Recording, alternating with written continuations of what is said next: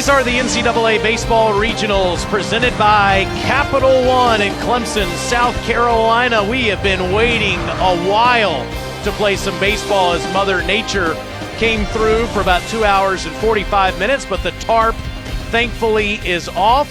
Nico Holsizer and Morehead State are smiling because they're back in the NCAA tournament where they got to face Big Bad Seth Beer and the Clemson Tigers tonight. Rainbow in the area. Let's play some baseball in Clemson.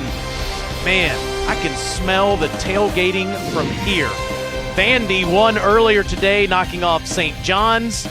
They play tomorrow night at 7. Winner faces them at that time. Loser has to play the Red Storm tomorrow at noon or 1 Eastern time here. With Chris Burke, I'm Taylor Zarza. We're glad you're with us in Clemson tonight. And we've got two of the best power-hitting teams in college baseball. Yeah, it's going to be a fun one. We got two of the top 5 home run hitting teams in America. Now, the wind blowing in tonight, so I don't know how much the long ball will be in play, but certainly these pitching staffs will have their hands full with this offense. Yes, they will. And Morehead State's a bid stealer because they beat Tennessee Tech in the OVC tournament. They beat them twice, in fact, 4-3 in the championship game. This is their 4th NCAA tournament appearance. They have not won a tournament game since 1983. No, they're fighting to be the first team to do that in a very long time. It's an offense that ranks in the top 10 in pretty much every meaningful category. That's what they hang their hat on. They're hoping tonight they can come out against a stud in Brooks Crawford and have a similar performance from what they've seen all year long. In terms of power conference baseball, nobody used the long ball more than Clemson. They went yard 94 times this season, and Monty and his team this year are all about that. Yeah, they like to celebrate the home run, and nobody gives them a chance to celebrate quite as much as Seth Beer, the nation's leader, active home run hitter. Seth Beer got a chance to be Clemson's all-time leader, one of the best hitters in college baseball, maybe a first-round pick in this June draft, and also an on-base machine, probably the most polished hitter in all of college baseball. The road to Omaha starts today. 32 games scheduled on Friday. Same amount Saturday and Sunday. We could see some, if necessary, games on Monday trying to get to the Super Regionals. And the Clemson Tigers have turned to their junior, Brooks Crawford. Had a nice year for this club. 8-2. It's been throwing on the weekend all year for him. You'll see 3 pitches from him: fastball, slider, changeup. Likes to elevate the fastball and pitch above the hitting zone. They're hoping they can get 6 strong innings from him and hand it to their bullpen that they trust so much and has been so good all year long. Reed Leonard starts things off for the Milwaukee Brewers. I mean Morehead State, wearing the 76 Brew Crew powder blue tonight. It's a good look, man. And he is ripping on the first pitch and gets underneath it. And it is Logan Davidson calling off his buddy Cromwell for the first out of the game. Here's the rest of the lineup for Morehead State as you see the big hitting Nico Holsizer striding to the plate. Braxton Morris has played more baseball than anyone in Morehead State history. Trevor Snyder, he's hit 18 home runs this year. This will be an interesting AB right out of the gate. So the first hitter of the game makes an out on the first pitch, yet your most dangerous hitter comes up. I would imagine he still has the green light. Let's see if he pulls the trigger on the first one also. Strike one. 94 from Mr. Crawford. Holsizer missed 21 games this year with a hamate bone injury. He was the OVC tournament MVP. 27 home runs last year, and a little late on that one, 0-2. Tell you what, Brooks Crawford feeling pretty good after the weather delay. You got the home crowd, a packed house, game 1 of the regional under the lights. How are you feeling after the rain delay? I'm great. I got me a Starbucks. I'm feeling ready to rock and roll. Outside. How about yourself? Great. That coffee was a game changer. Got you ready? You know, after a 2-hour, 45-minute delay. I was worried about you. But I'm here for the long haul tonight. That's good. Expecting some fireworks with two of the best power-hitting teams in college baseball. Holsizer last Sunday hit the go-ahead home run in the 9th inning to lead Morehead State to this position, and he just gets a piece there. Here's that home run in Oxford, Alabama in the OVC tournament on Sunday. To be at your best when your best is required, the goal of every athlete. The team needed him to make a play, and in the top of the ninth, with their season on the line, their star launches one to left. This time he grounds one to Cromwell, and they're 2 down. We are in the let's go era. I don't know if you know that. Sure, You have to say that when something big happens in sports. I mean, he was beating his chest, probably shouted 10 let's goes at his teammates there. Well, you know, when you live in the Power 5 world like Clemson and Vanderbilt do, it's hard for them to match the emotion of some of these mid-major clubs at their conference tournament. And that was it for Morehead State. They lose that game to Tennessee Tech, and that'd be it. And Nico Holsizer, that'd probably been the last game he ever played at Morehead State because he's going in the draft.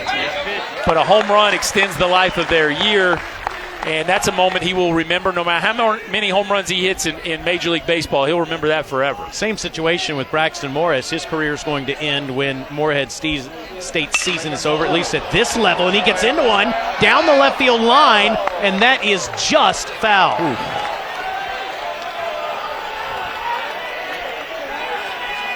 That's what this team can do to you, Taylor. It is a quick strike offense, a ball that just hooked on him, but a bullet over the left field wall for the captain here of the Eagles. What a great guy. Winningest player in school history, most starts in school history as well. Started all 42 games this season. And whenever you do player interviews, usually they'll look around at each other. Who's going to talk? This guy answers every question. Yeah. We actually had to look to the other guys so that he wouldn't answer every question. He was dialed in, full of personality, very well spoken, and you can see why he's been a part of so many wins here for Morehead. Crawford trying to make quick work of Morehead State in the first, and he does. 3 up, 3 down for the Clemson Tigers. We go to the bottom half of the first with the Tigers due up.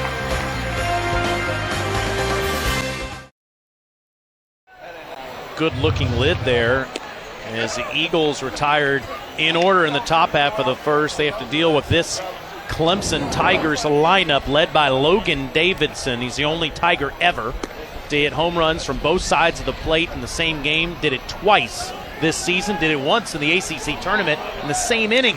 Yeah, you combine him with Beer and Williams, who's the reigning National Player of the Week, put on a show at the ACC tournament, 7 for 10 with 3 home runs. This is a scary lineup, but not as scary when the wind's blowing in. We got us a strong left to right wind. That's got to give Dalton Stambo some confidence.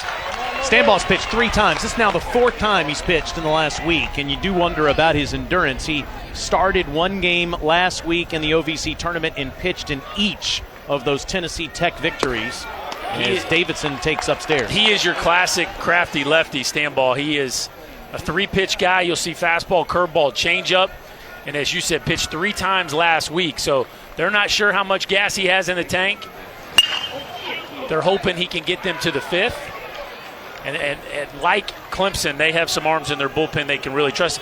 One of the benefits of playing in that win or go home atmosphere of the conference tournament is you start to figure out who you can really trust in the bullpen.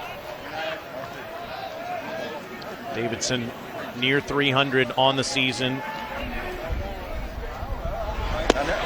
Strike 2. How much do you try to make Stambaugh work here in the first few innings if you're Clemson to see how much gas he has in the tank? I think they're going to attack. I think just talking with Monty Lee, they're going to do what they do, which is try to attack fastballs, be narrow early in the count, try to still be selective late in the count, and try to drive the baseball. Good eye. I don't see them as worried about working the pitch count because that's something they do pretty well naturally. They got some guys in the middle of this batting order that have drawn a lot of free passes this year. Almost half of Davidson's home runs, 7 of them came in the month of May. Good cut there. And you can see that's not a put the ball in play with 2 strikes cut. Now, Davidson leads his team in punch out, something that I think he really needs to grow in as he continues to mature as a hitter. But the damage is there. So if you're going to punch out 62 times, if you hit 15 homers, it's a little easier to deal with. He's looking for his first in June. Now is another 2-2 pitch. Good eye. Full count to the leadoff hitter for Clemson, followed by Kyle Wilkie, and the power hitter Seth Beer could be a first-round draft pick come Monday.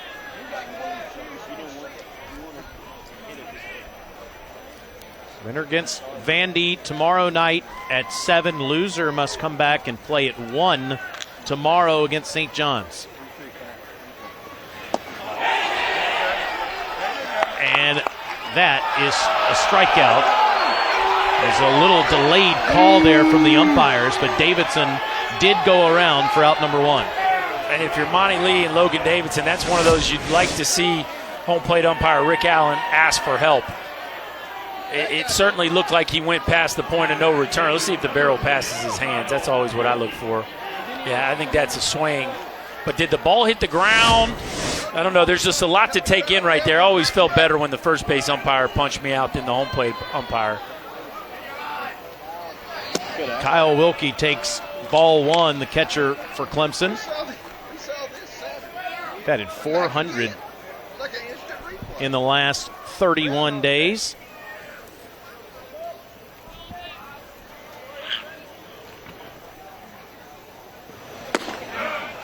And quickly, he has a 2-0 advantage. That's the score that Vandy won by earlier today. Any big surprises you've seen across college baseball with the NCAA tournament so far? Nothing that I would classify as maybe the score of the Oklahoma-Mississippi State. Not that Oklahoma won, but just 20-10 on day 1 of a regional. That's 2 good pitchers, Connor Pilkington and Jake Irving, respectively, get knocked out of that game early. But no, I think most of it was chalk. SEC 8-1 up to this point. Baker Mayfield a couple touchdown passes today. Rodney Anderson scores another. Big day for the Sooners.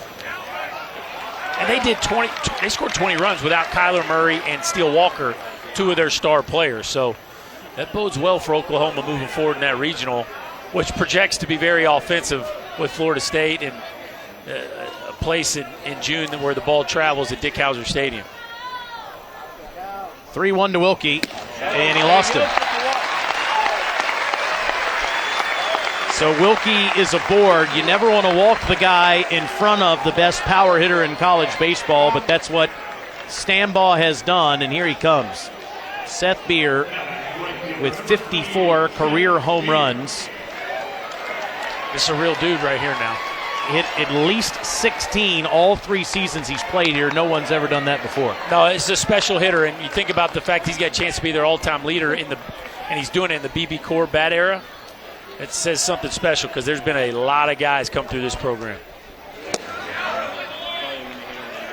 Big-time shift employed by Morehead State. I like it. It's exactly how I would play him. Dare him to try to hit a backside ground ball. If he wants to bunt, let him bunt. Vargas, the third baseman in the shortstop position as he swings through that one. Beer arrived in January of 2016. Hit 18 out that season. Oh, by the way, this year. 2016, he enrolled the second half of his senior year in high school. He came in early. Didn't finish high school, decided to spend the second half of his senior year in high school playing freshman baseball at Clemson, and just decided to be National Freshman of the Year when he could have been playing high school baseball. That's how talented he is. And came in last year with a huge bullseye on his back and maybe didn't have quite as good a year as he had his freshman year, but has bounced back with a monster year this season. You think about the walk-to-strikeout ratio, it's off the charts. 52 walks and just 31 strikeouts. A little late on that one, 2-2. And it's just such a polished approach. Now, the knocks on Beer is where's his spot defensively? And, you know, it's sometimes teams have a hard time drafting a guy that they already project to be a DH. But from a college hitter perspective, he is as safe of a bet as you could possibly have in this year's draft. You saw the projection from Keith Law going to the Red Sox. And another full count here for Stambaugh in the first inning. Already has thrown 17 pitches. And what I love from Beer yesterday, we asked him about his two-strike approach. He said, I actually try to narrow my sights because I know guys are constantly trying to get me to chase. So I like to shrink the zone with 2 strikes, and it's obviously working very well. Does exactly that with his stance there. And we'll do it again as Wilkie was taking off with only 1 out. What you'll see from a lot of the great power hitters is they're not afraid to get beat by the fastball. So we've seen him now be tardy on just about every heater that he's seen from Stambaugh. But I tell you what, if he hangs him a breaking ball or if he throws him one just a little bit lower in the strike zone, that's where he will hurt you.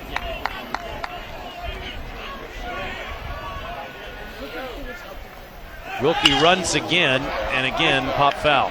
So what they do, and I played with the great Lance Berkman and Adrian Gonzalez, 2 left-handed hitters. Of course, Lance was switched, but very similar in that they want to hit the ball to left center, even left field on the fastball, and then they're going to hit the hanging breaking ball out. And really, you got 1 shot. You better rush them inside. You have to have the courage to pitch them inside. And if you look at the way this is going, he's just going to keep wasting those heaters until you either walk him, hang him a breaking ball, or execute something on the inner third of the plate.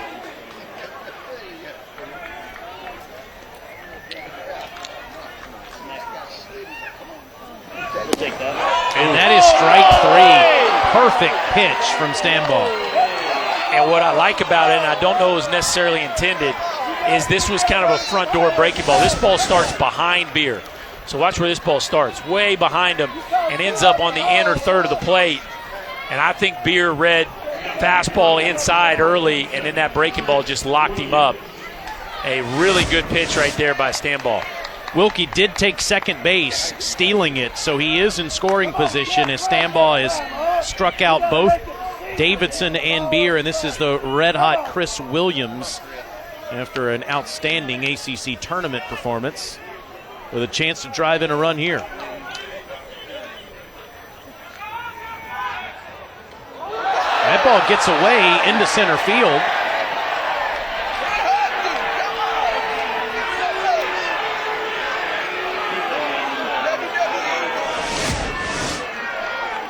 So they're going to try to run the pick with Braxton Morris coming in from behind. And I guess he's just trying to make a play on the ball there.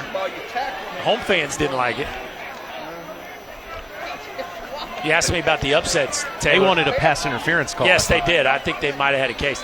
NC State losing 4-0 to Army in the 7th inning right now. The host, Wolfpack. 2 teams in the triangle in trouble tonight. Troy beating Duke. North Carolina did win against NCAA. That's outside. Really early down in Tallahassee. Samford up 3-1 on Florida State.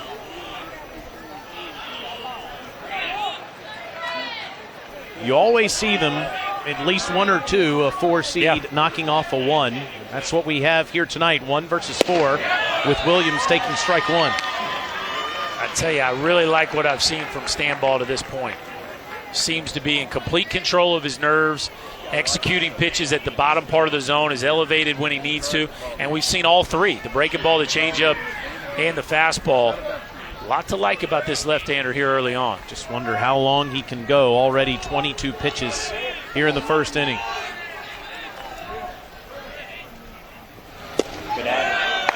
Just missing. Clemson's offensive numbers to this point on the season, ranking 10th in average, but you see in home runs, it's a totally different story. Yeah, they're going to punch out, and they're going to walk, and they're going to hit homers. Very much a new generation style offense, as Monty Lee, I love it, we'll probably say it 50 times this weekend. They like to celebrate the home run. It's a great line that he said yesterday. But it's not as if they don't play the small game. They got 25 sacrifice bunts, which is a lot more than some of the teams we see that don't celebrate the long ball quite as openly as Clemson does. So they do work situational hitting, but he likes to let his sluggers slug. I made that very clear yesterday. He says some coaches go overboard just trying to play station to station and move runners. You got to pitch, rip. And taking is Williams there. It's a full count.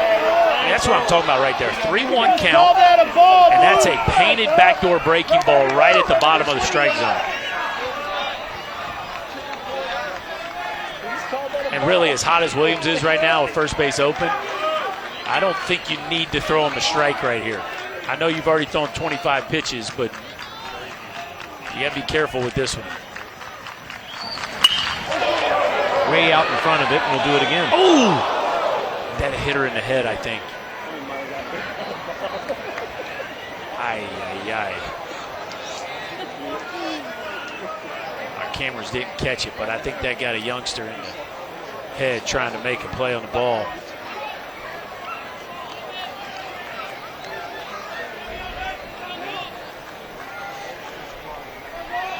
Monitor that as we watch this 3-2 pitch to Williams.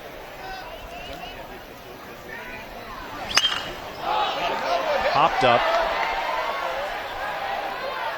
And that also out of play in the general vicinity as it hits the light pole over there. And medical personnel is over there. He's sitting up. That's a good sign.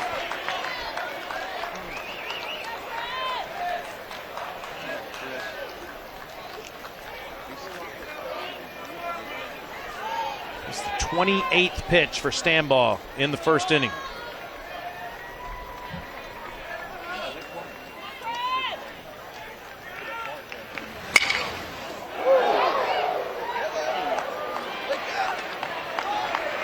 So now the question is, how do you put him away? Because now that he's in swing mode, he's not going to take that breaking ball at the bottom of the zone. He's seen it enough now.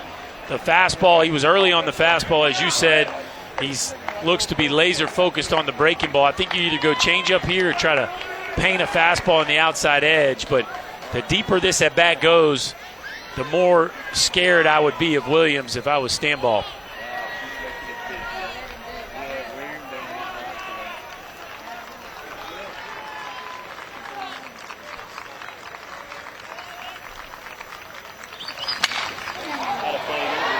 Out in front of it. That one also in that area over there where that youngster's being tended to.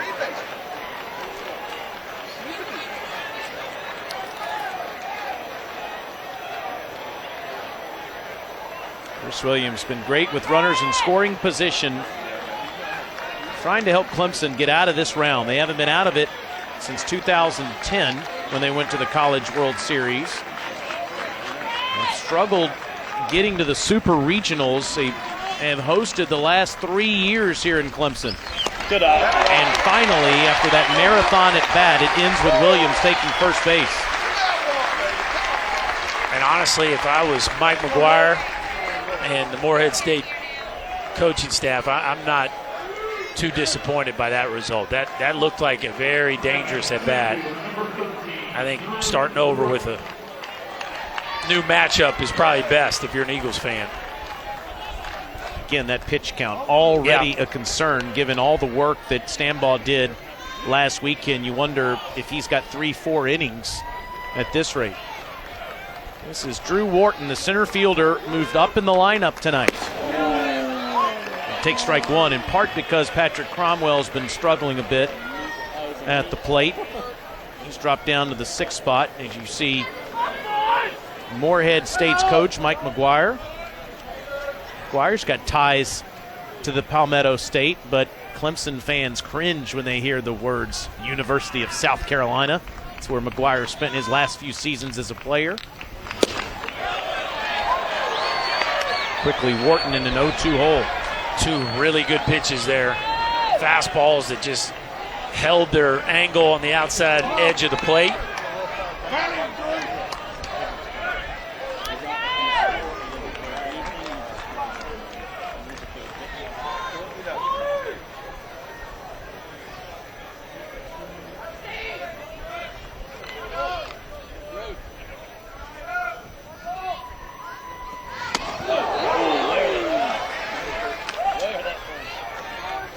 Clemson with a 45-14 record on the season, 11th best RPI in college baseball.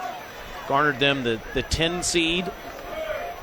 Matched up with the Tallahassee region. Florida State trailing Samford 3-1 right now in the top of the 5th inning.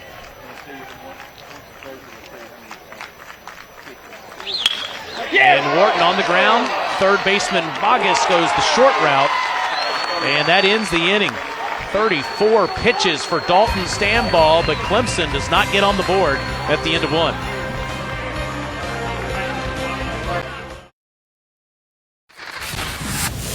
Morehead State, the Eagles win the OVC, knocking off Tennessee Tech last weekend. Located in Morehead, Kentucky, you see the enrollment, founded in 1887 out of the Ohio Valley. Phil Simms, we know about him. Chuck Woolery went to Morehead State.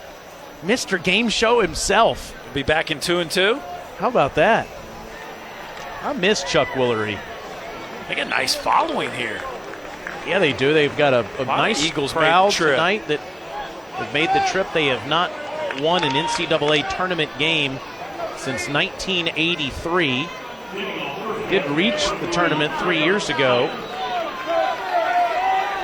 It's now their 4th appearance as Trevor Snyder, who has had an awakening at the plate this season, takes ball 1. Hit 1 home run last year, 18 in 2018. I'd say that's a productive offseason. Made some adjustments and has learned to elevate the baseball, become a force in the middle of this order. We knew they had Holsizer coming back and led the country in home runs last year with 27, won the college home run derby, but Snyder has carried the load when Holsizer had been out. And he was all after that fastball. It gobbles up Cromwell and goes into left field. So Snyder's aboard to start the second. That is a rocket. A fastball up in the zone from Brooks Crawford. And Snyder showing you some barrel control here. Watch him get the barrel on a fastball up above the belt. Does a really good job of controlling the angle on the backside of the swing. And a little top spinner, tough for Cromwell to handle. And here come the Eagles in the top of the second. Connor Pauley, the center fielder for Morehead State, now at the plate.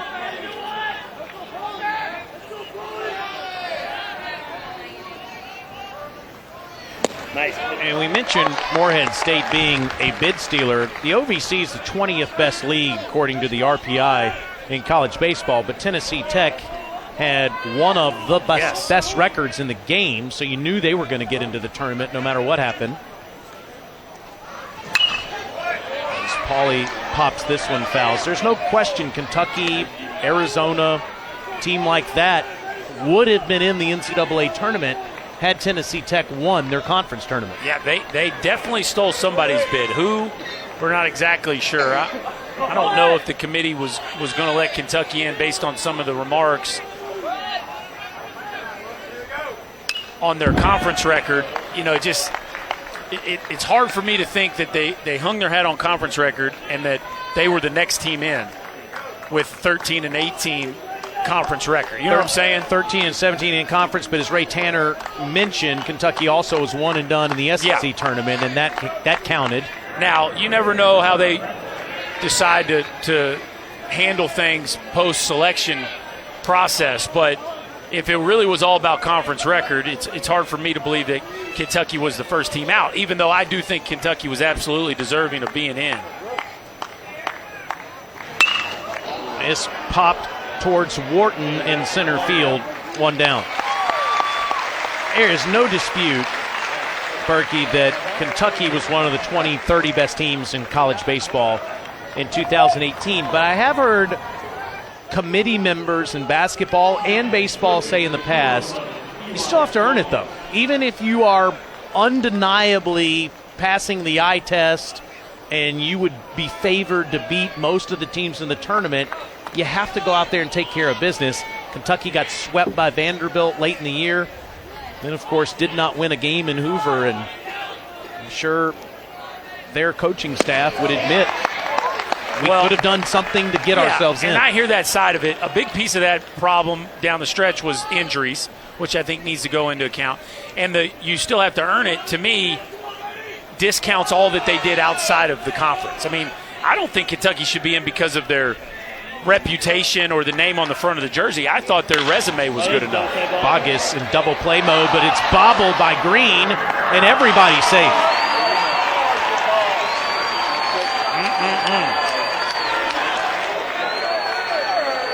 Well, Cromwell unable to corral a ball that was smoked to start the inning, and now Green gets caught on his heels on a top spinner, had a couple different chances to make this play, misses the first chance where it was going to be a double play, and then if he gets it right there, he still could have got the force at second base, but kicks it a couple times, and now Morehead State has a real run-scoring opportunity here.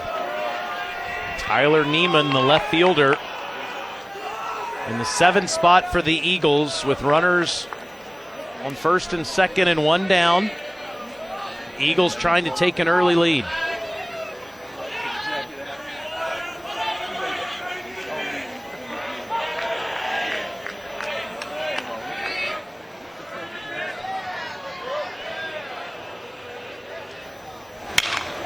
It's popped foul.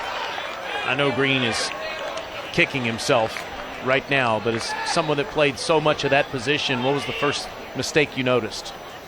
Well, when he chose to back up, you know, sometimes your instincts are telling you to charge or back up. If you're going to back up, the thing you need to do is make sure you give yourself enough space to where you don't get handcuffed. And I thought he backed up a half a step, and he probably needed a full stride and a half.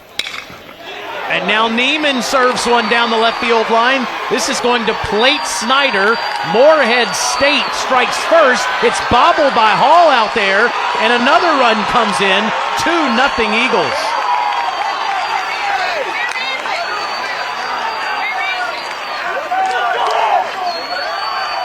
Well, we talked about this being one of the most potent offenses in America, and if you give them extra bases and extra opportunities, they're going to hurt you. So a double play could have got him off the field. Instead, Neiman does a beautiful job slicing this ball in the corner. Hall kicks it, and Mike McGuire does an outstanding job of continuing to keep his guy going. Watch him. Keeps the arm moving, reads the play himself, and now he sends him quickly. And third base, the runner coming around third, Bogus never slowed down, and Morehead State capitalizes on a couple different Clemson miscues. Snyder and Bogus in the dugout scoring. Neiman at second, and now Jake Hammond at the plate, and he serves one foul. That is ruled a double. I love how Bogus did not anticipate being stopped. So many times as a base runner, you'll start to anticipate based on the ball you see off the bat what you think the third base coach is going to do, but Bogus never broke stride and scored easily after the misplay by Hall, and instead of second and third, you already got that run on the board. It's a great offense. Typically doesn't play station to station, but number 2 in the country in runs per game, only behind fellow conference member Tennessee Tech. It's popped up. Cromwell gets over there and makes the catch for the second out of the inning. A big out for Brooks Crawford. Yeah, no, this is not a station-to-station offense, Taylor. 4 sacrifice bunts on the year. 4. So they want to play. They're playing for a crooked number. And there's depth. They got home runs up and down this batting order. And again, if you're not playing sharp defense, they will make you pay. Catcher Hunter Fain, the 9-hole hitter, with Neiman still standing at second. Ball 1.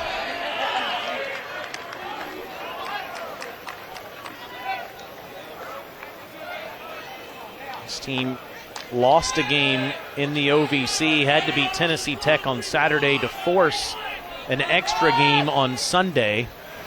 Won both of them just to put themselves in this position, and now ahead early on one of the top teams in college baseball. And I think it's an advantage. Obviously, you'd rather just know you're in and not sweat out the but once you run that gauntlet and find yourself in the big dance from the conference tournament, you are tested. You are weathered by the pressure of that environment to the point where you can come in. Yeah, the fans maybe not as much. You're not as used to the environment and the people in the stands, but you're certainly used to the live and die nature of playoff baseball by the time you show up in a regional.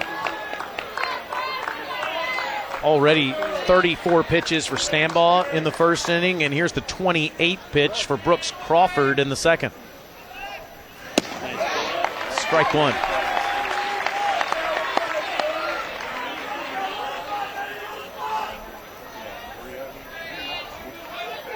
Sanford up 6-1 on Florida State in the fifth. Most of these home teams in this part of the bracket trailing the 4 seeds.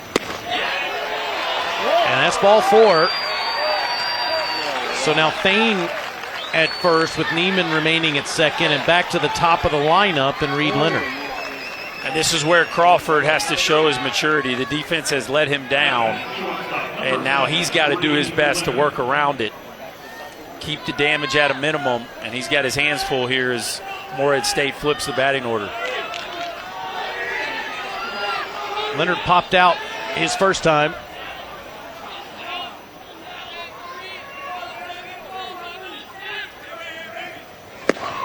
Keep in mind that none of the Clemson starting pitchers had any experience from 2017. Do have one pitcher, Higginbotham, that pitched 2 years ago for Clemson, but all these guys are fresh faces in this regional site.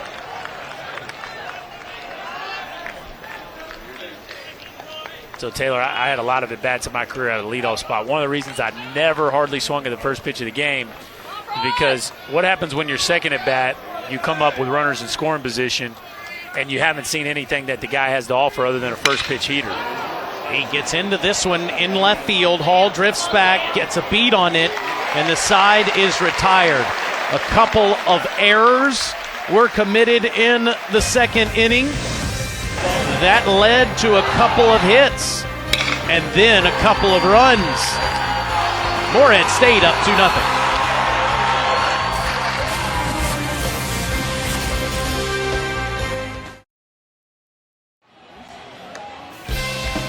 The NCAA Baseball Regionals are presented by Capital One.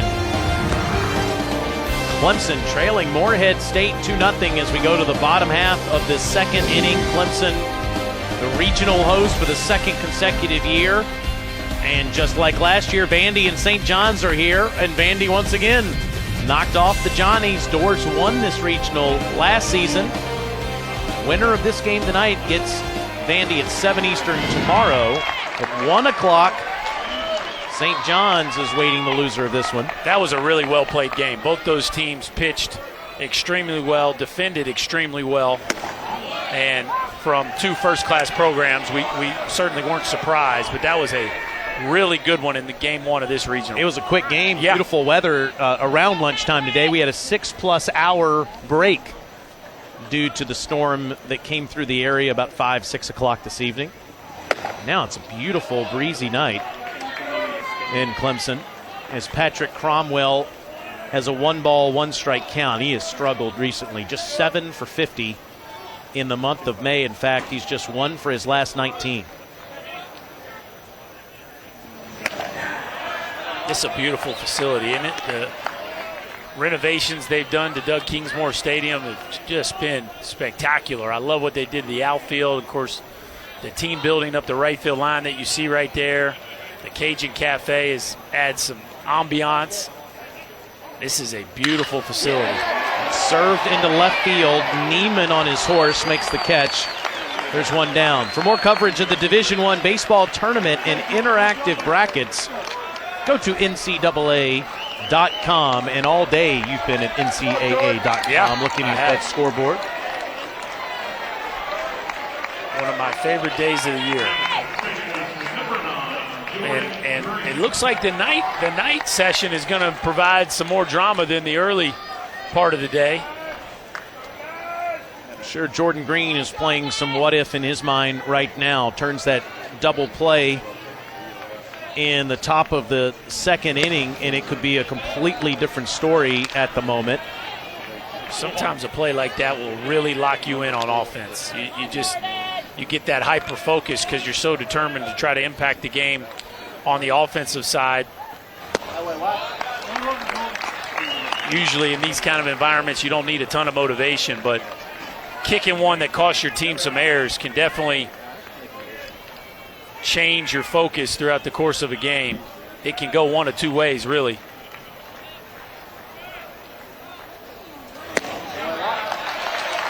And he's ahead in the count, 3-0. Clemson's never lost to the Eagles. They're 5-0.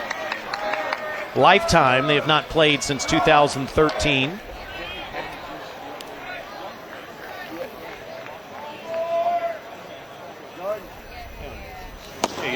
Taking all the way, and it's a 4-pitch walk. Stand ball already with a lot of pitches, 42 at the moment.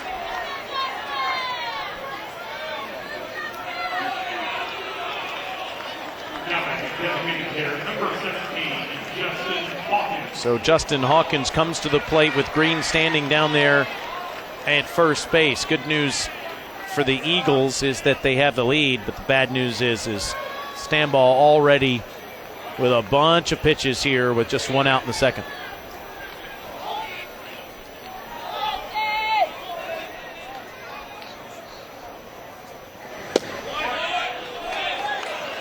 Just having trouble finding Rick Allen's strike zone at the moment.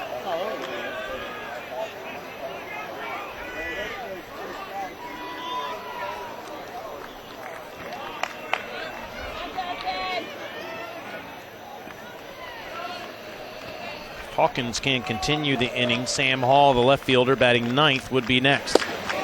Strike one. Hawkins is a really neat story. Monty Lee was telling me today he fouled a ball off, full swing, in junior college off his eye. And matter of fact, they thought his career was over and has gone through a number of different surgeries to get back and find himself now playing at Clemson. He's going to have another surgery at the end of the year to help him with sensitivity to light. He doesn't need glasses for night games, but during day games, he's always wearing glasses that makes things a little dimmer. But they like him against left-handed pitching, and they love his raw power. But really a neat story just to find himself out on the field playing baseball again after wondering whether he was ever going to be able to do it again or not. Swinging through the last two pitches with Green standing down there at first base. It's this one on the ground through the hole. Green moves up to second, and Clemson's got something going in the bottom of the second. Well, that's why he's in there. The numbers don't look real pretty, but they like the at-bats he's been giving them. He specifically gave them some really quality at-bats in the ACC tournament against left-handed pitching and making his skipper look smart with a base hit in his first AB here in the regional. Monty Lee said Sam Hall's the best athlete on the team, batting ninth, the freshman is, from Hampstead, North Carolina.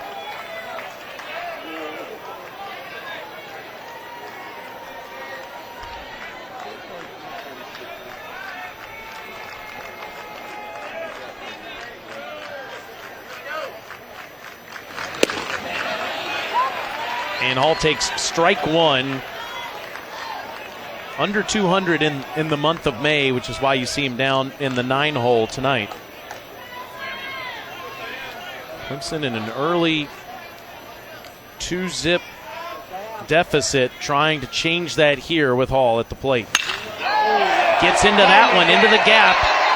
Coming over is Pauly to make the catch. Tagging is Green. And there's a play at third base, and he is safe.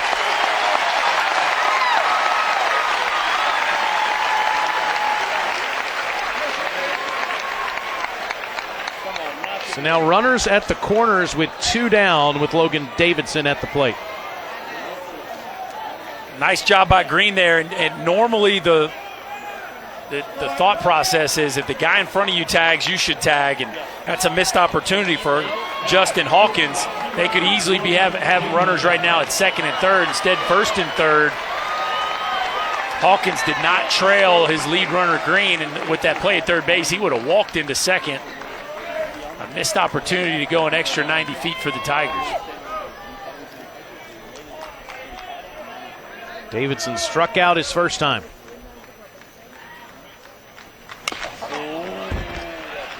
Clemson's had 2 base runners in each of these innings. And because of that, Stanball's about to throw his 50th pitch. But again, they've been on patchwork duty for a week now. So this Morehead State team, there really no such thing as by the book as far as their pitching staff is concerned. Good eye. In fact, yesterday, Mike McGuire waited really until right around 24 hours away from game time to announce Stanball as the starting pitcher because he wanted to make sure with Stanball that he got to go ahead to pitch here tonight.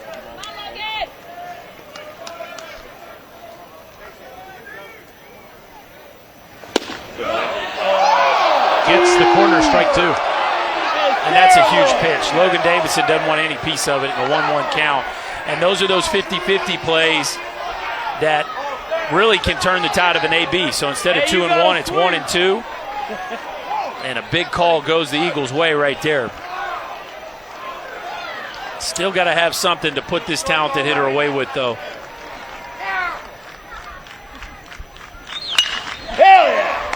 Hit into center field. Pauly on his horse makes the catch, and again, Stanball gets out of a jam.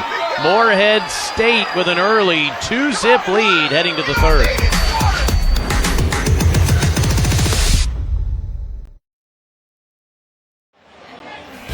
All right, let's see what's happened today in the first day of the NCAA baseball tournament. Sooners, Boomer, put 20 on the board against the boys from Stark Vegas. Winner plays Florida State. Samford winner tonight. Samford's up 6-4 in that one. Gators come back after a 3-0 hole explode. Will Dalton 4 for 5 in the win. John Doxaxis has been great lately. He had 12 strikeouts in the Aggies' victory over the Hoosiers. And UCLA Bruins walk off on the Zags with 4 in the 9th. Ouch.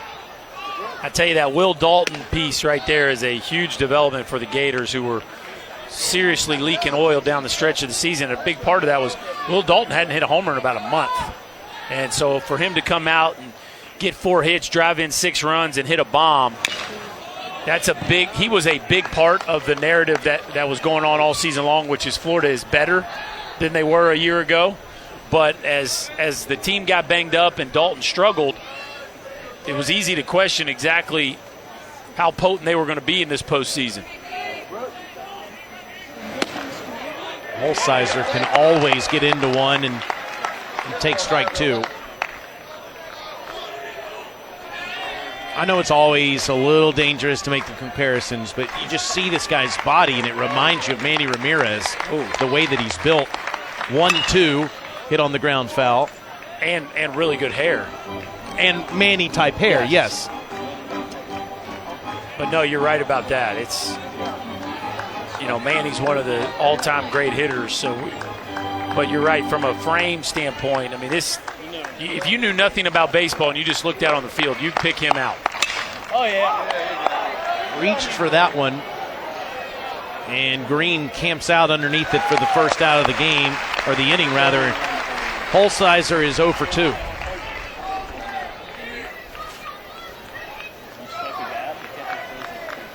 One down in the 3rd for Braxton Morris. The second baseman struck out his first time on Brooks Crawford as the Eagles have this 2-0 cushion.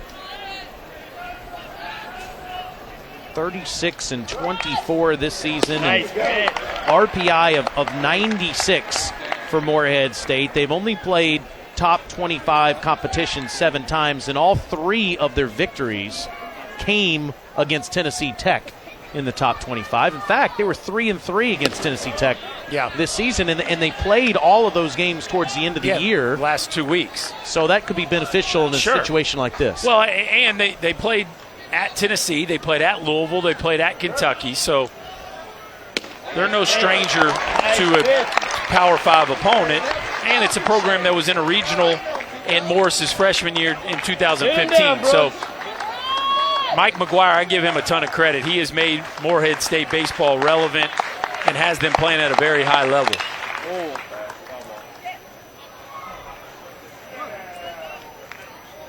Clearly this program has taken a big jump with McGuire in those 6 years, as you're saying. He played for the Gamecocks at the end of his career and knows about the hostile crowd here at Clemson, has experienced that several times. Well, and you can just tell by being around him, he's the type of guy that players love to play for.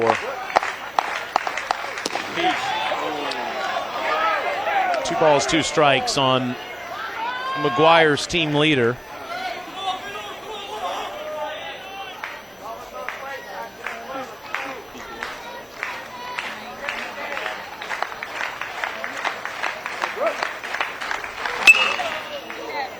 Crouching down, hits it at Davidson for the second out.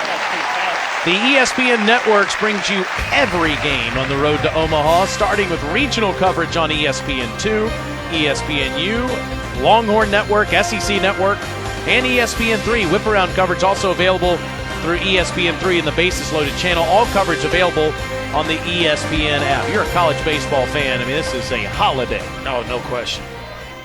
All the way through the weekend, maybe even into Monday.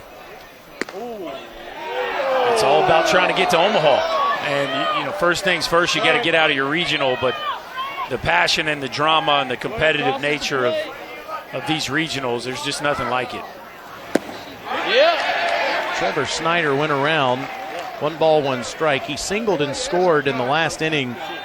Thought he was going to be out on a double play, but instead booted by Green, and he would eventually come around as he hits one down to Cromwell, and it's an easy 3-up, 3-down inning for Brooks Crawford. Just what the doctor ordered. Now Clemson needs to score some runs on these Morehead State Eagles.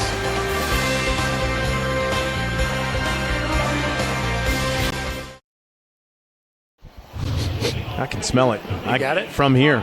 It smells good too. What are we featuring? I don't know what's in there, but it does smell outstanding, and we might need to make. I want to see what kind of 40 time you still have between innings to get down to that smoker. As Kyle Wilkie and everyone else cooking tonight did not agree with that call. Strike 1. Cajun Cathay. We're going to have to take a peek at what's going on out there in just a second. As Wilkie leads off with a single in the 3rd. And again, Wilkie gets on base in front of the big hitting Seth Beer, projected to be a first-round draft pick on Monday. 6'3", 195-pound junior. Keep in mind, this guy should be a sophomore. Left high school early. 54 career home runs. Keith Law says maybe the Red Sox towards the end of the first round on Monday. 3rd all-time in career home runs at Clemson in just 3 seasons.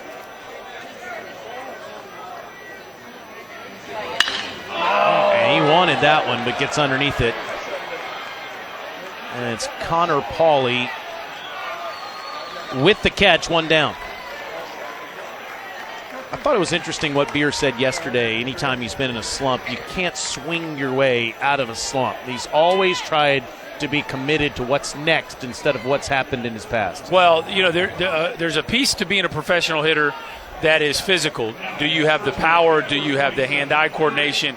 Do you have some of the innate tools necessary to be a great hitter? But equally as important is the mindset and the mental approach to being a great hitter. And just getting to spend some time with him yesterday, it is obvious that he has the type of mind and the type of approach that is going to serve him well as a middle-of-the-order kind of guy. And just spending the short amount of time that we did, he's certainly someone that if I was being paid to evaluate or to invest money in a prospect, he would be the exact kind of guy I was looking for the middle of the order.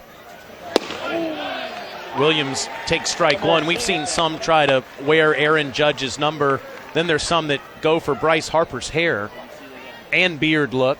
Yeah, I mean, that's a real look there. He cleaned up the beard today, which, I don't know if that's a playoff decision or what. It was a little gnarlier to start the week. But I love what he's done with the hair. We got real bangs and kind of high and tight on the side. I mean, he's going for it. Nice stop by the catcher, Hunter Fain, to keep Wilkie at first base.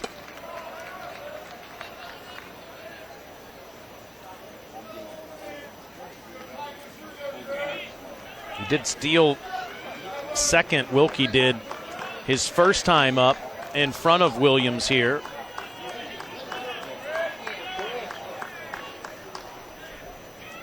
The Eagles from the OVC have this early 2-zip cushion,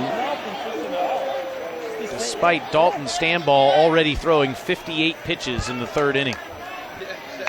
And he wanted that last one. That's a pitch we've seen Rick Allen give him earlier in the ball game, and he needs to live there.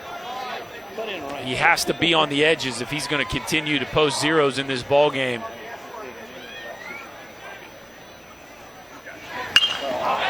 It's pop foul, 2-2. Williams in the ACC tournament hit three-run home runs, as Clemson ultimately would fall to Florida State. He's got 12 runs batted in his last 4 games. Looking for a couple more here. That's a pretty good week right there.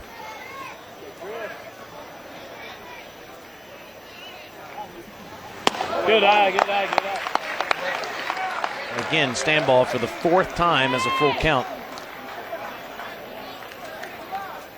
Keeping an eye on some other games going on. You mentioned that NC State's in trouble in Raleigh tonight to Army. You see the scores scrolling. Florida State's trailing Samford in the 6th inning, 6-5.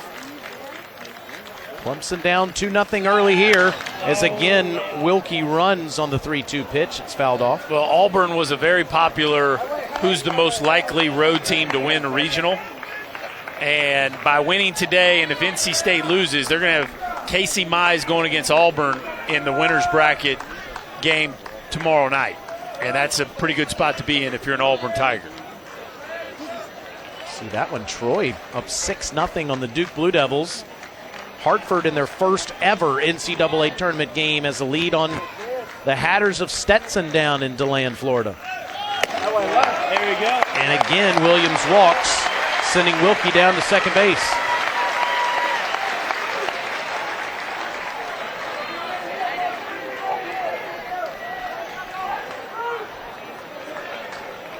Clemson still waiting for that one big swing. Obviously still early in this ball game, but they've had enough base runners now where they've had Stanball on the ropes a couple times and have hit some balls hard, but the ballpark is playing big tonight. You just got that feeling as he continues to offer up free passes that at some point somebody's going to find a gap or launch one here. Wharton takes strike one.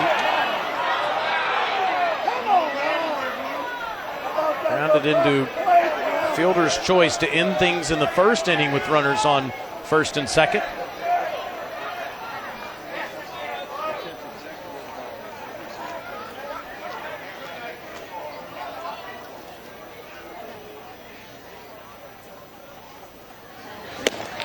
Way too early on that one. And that's the changeup right there from Stanball. It almost has a cut action to it. So it's funny because I talked to Mike McGuire and asked him about Stanball.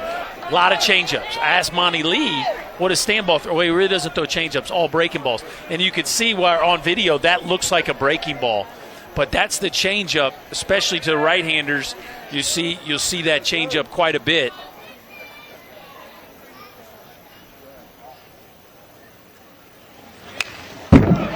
Cut by Wharton and stay alive. You know, from a pitch calling standpoint, it's almost impossible to discern. The normal left-handed changeup has fade action to it, but Stanball's has a little cut action to it. But the breaking ball's a little bigger is really the only way to kind of discern between the two. He's looking to make another big pitch here as he continues to try to fight through the traffic of the free passes. Already 4 walks in this ball game. Let's put 2 on in every inning. And he gets Wharton to chase there for the second out. Goes back to the changeup, and this one is one Monty Lee's going to be disappointed in his center fielder on. A changeup that really never was in the strike zone on a pitcher that can't beat you with velocity. You want your hitters to commit to letting the ball travel a little bit further than Wharton did right there. He gets caught a little over anxious, and Now Stanball has a chance to work out of another jam. Cromwell hit it to left field his first time. As Berkey just told you, 4 walks, 3 strikeouts. And here's the 67th pitch for strike 1. Living on the edge, that's who he is. When he is good, there's a lot of pitches to the edges of the strike zone. And if he finds a home plate umpire that's going to give him a little margin on the corners of the plate, he's got a chance to continue to fight through this ball game.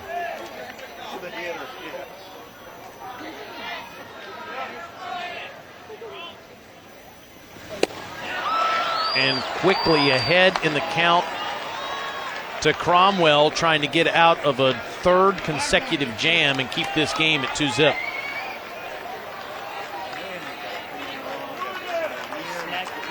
Let's see if Cromwell shortens up here. We saw Wharton get a little big there with 2 strikes and extend the zone. They need Cromwell to move the baseball right here. Let the ball get to you. Try to use the backside of the field.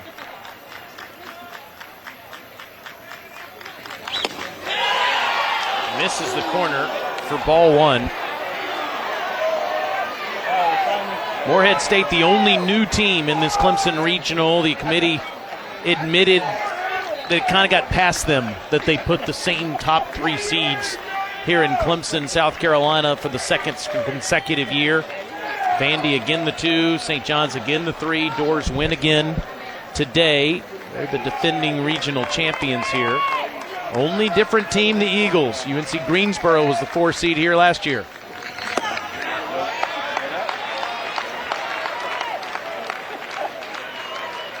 Vandy winning 3 out of 4. What happened? What happened? They overlooked that one? I think that's exactly what they were saying on Monday afternoon. And I love it. You know, Ray Tanner. He owned it, didn't he? Yeah, he he just said, look, we missed it. We missed it.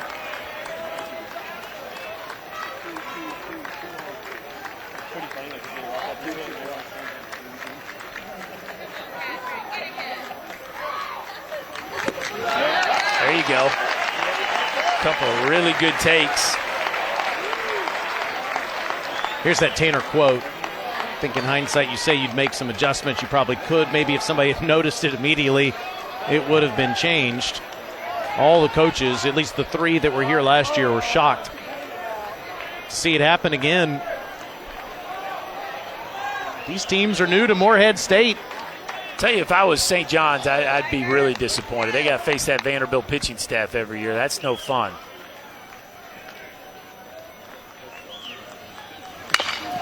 Chop foul. And Sean Mooney was good enough today to beat a lot of 2 seeds. I mean, he was outstanding. The defense played great, but you run into Drake Fellows and Reed Schaller and Chandler Day. I mean, that's the top 5 talented pitching staff in the country. I mean, you're talking about just premium arm after premium arm, and to draw them 2 years in a row, first round. It's you know, I don't like to use the word fair in life, much less in sports, because there's no guarantee of that. But it's really not fair to a program that has played well enough to get to back-to-back regionals. Wilkie and Williams get head starts here on another 3-2 pitch. And it's popped up. Dalton Stanball has got out of 3 jams in 3 consecutive innings. Morehead State leads Clemson 2-0. We'll visit with the head coach of the Clemson Tigers in just a moment. Monty Lee live.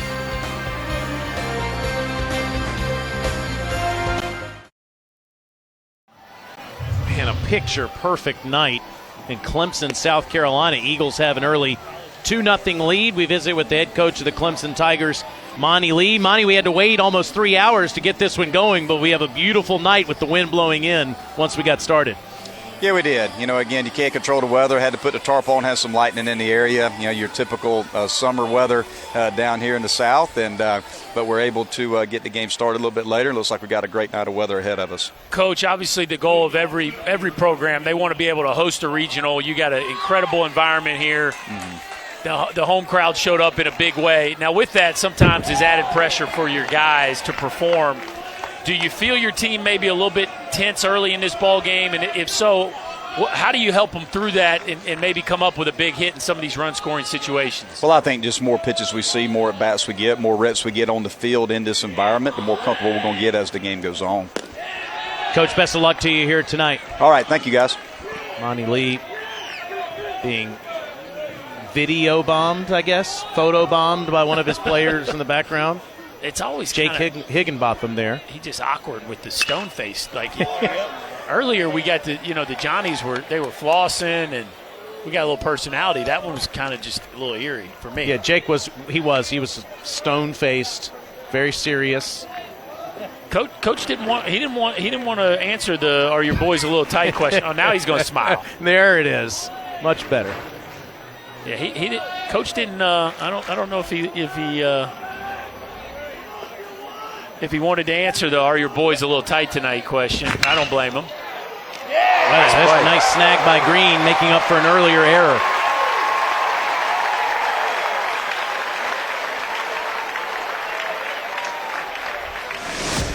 Well, Taylor, I'll disagree with you here. I don't think you ever make up for an error, but that's a nice play. That's a very nice play, and I'm sure Jordan would agree with me. But that one saves a hit. And it's Clemson defense who started the game awfully slow. Starts the fourth off with a nice play. Kind of like making a birdie after a triple bogey. Yeah, I mean, it feels good and it helps a little. And, obviously we're in the media. We get paid to come up with storylines. I don't know if it's fair, but it's easy in an environment like this in front of your home crowd to play a little tight. There's that 1-4 game. Obviously, Clemson, these players know that this is year 3 hosting a regional, and they haven't gotten out of one yet. And this Morehead State team's house money. They're not even supposed to be here. So I think it's very natural early in a big game like this for the home team to be a little tighter. Bogus grounds out to Davidson. In the second inning, that's when Morehead State did their damage after a base hit. Jordan Green booted the ball. Second and first for Tyler Neiman. And Neiman, with that error by Hall, plates 2, and that's why the Eagles are up 2-zip.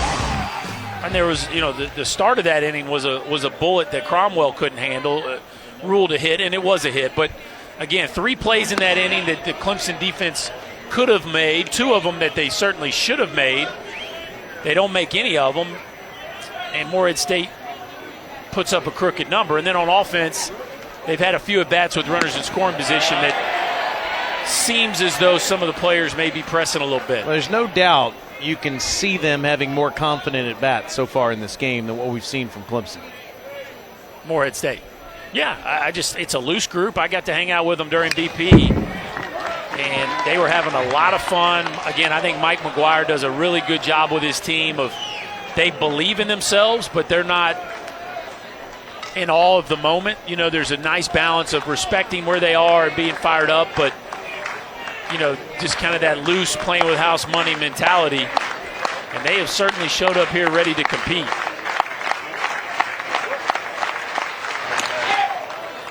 Inside for ball 1, we'll visit with Coach McGuire in the bottom half of the 4th inning.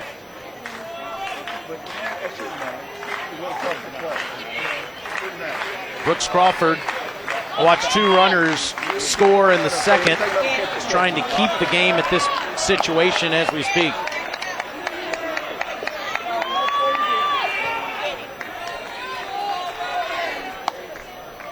Berkey's big surprise pick, the Huskies of Washington knocking off UConn Huskies today. Yeah, Washington's resume wasn't great out of conference, but if you can win 20 games in the pack, you got a nice team. I got the Washington Huskies coming out of that regional. Northeastern, one of the last teams in the tournament, falling to Auburn and Raleigh earlier today. Texas Tech, like Clemson, has hosted the last 3 years. They won. In fact, Clemson's only one of 4 teams to host the last 3 consecutive years. Florida, Florida State, Texas Tech, the others. How about that? Yeah, and 2 teams that have been mainstays hosting TCU and Louisville. TCU didn't make the tournament. Louisville tried to make a late run to get into that conversation, but they end up going on the road. So, yeah, Clemson finds himself in that elite company as being a team to host 3 years in a row. It doesn't sound like that difficult a thing to do, but in the world of 11.7 scholarships, it is very difficult, especially in a Power 5 conference. Just how consistent the program has been through the years. We've made the NCAA tournament every year since 1987 except 2008. So 31 of the last 32 years. There we go. This popped up. Hall races in. Coming out is Davidson. And that retires the side. Mike McGuire and the Morehead State Eagles up 2-0. We'll talk to him next.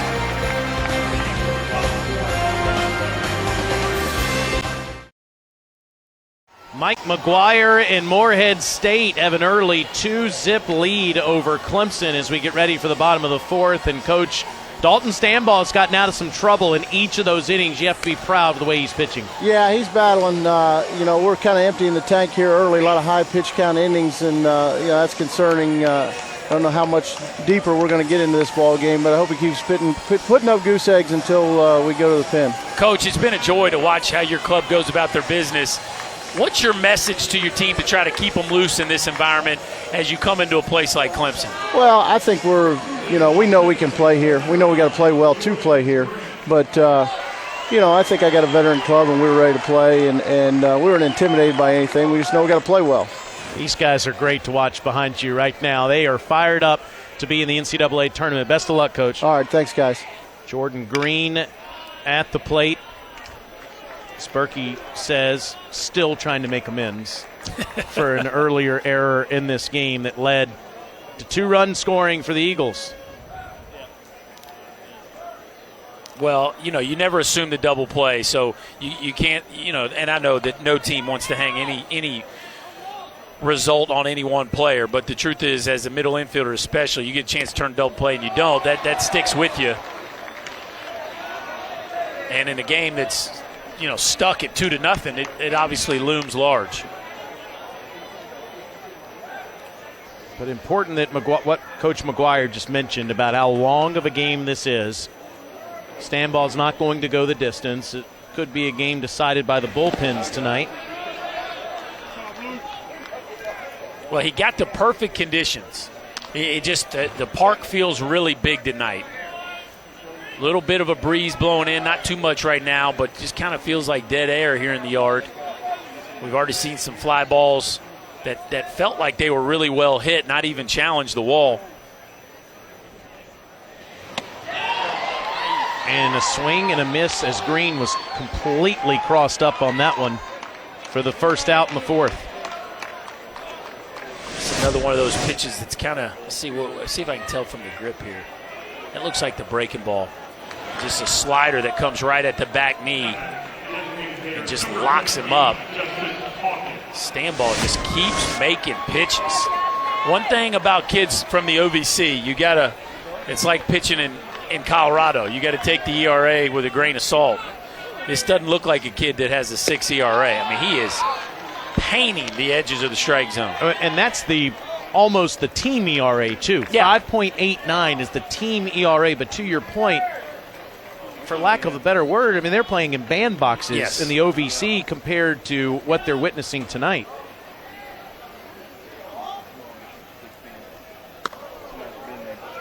Yeah, they had the 240th ERA in the country, yet the 4th in the OVC.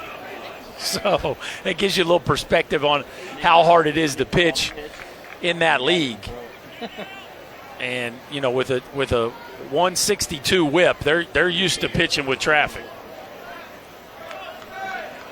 A lot of short porches in the Ohio Valley. So with that wind blowing in a bit from left field tonight, it has been Dalton Stambaugh's friend. Strike two.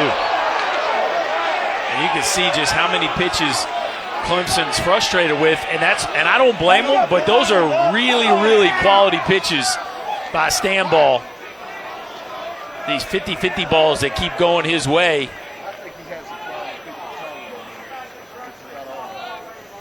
Another change up here. Smothered by Fain. Already 4 walks for Stambaugh, but also 4 strikeouts. So he continues to blank the Clemson Tigers.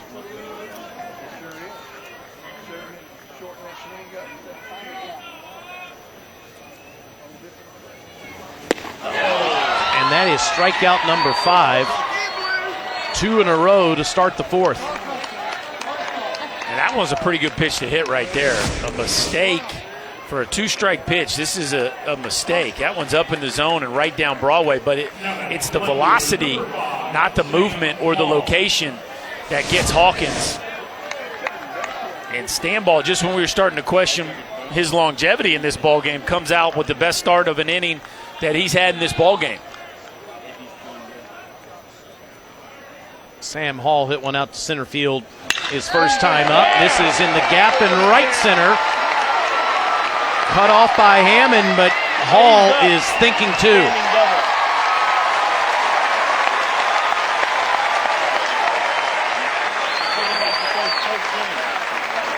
Oh, that was aggressive. You always like your guy ready to hit, especially after a couple punch-outs to lead the inning off. No reason to wait around. And Hall showing you some of that athleticism that he's known for as he got to second in a heartbeat on a bullet to the backside gap. 4th double on the season for Sam. Brings up Logan Davidson, who's 0 for 2. And now his second opportunity to hit with a runner in scoring position. At some point, one of the stars for Clemson is going to need to have a big swing of the bat. That's a play down at second base. Wow. Got him. Wow. How about the Eagles? Sam Hall doesn't like it, but they go with the timing pick play at second base. Hall gets caught standing a little vertical, and the Eagles steal it out to get off the field.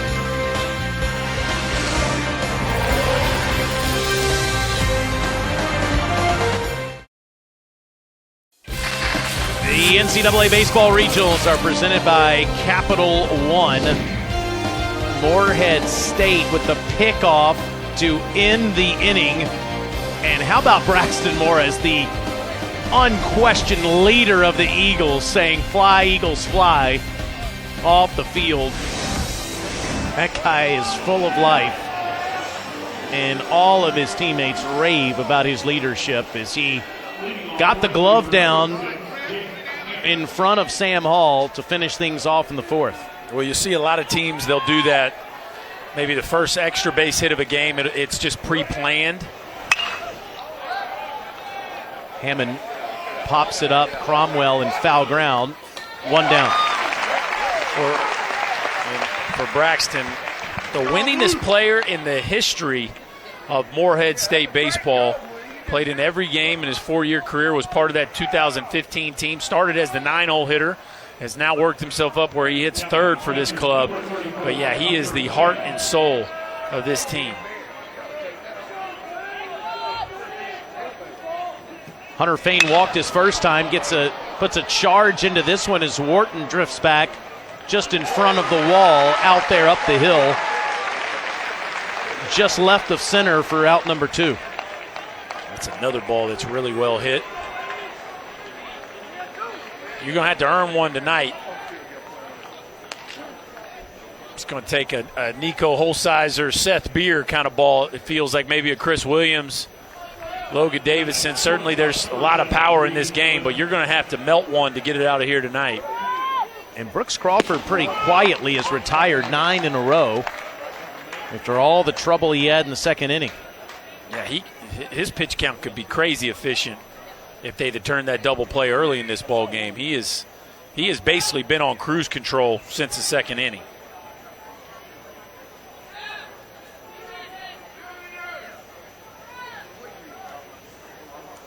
Leonard 0 for 2 and in an 0-2 hole. He is filling the zone up.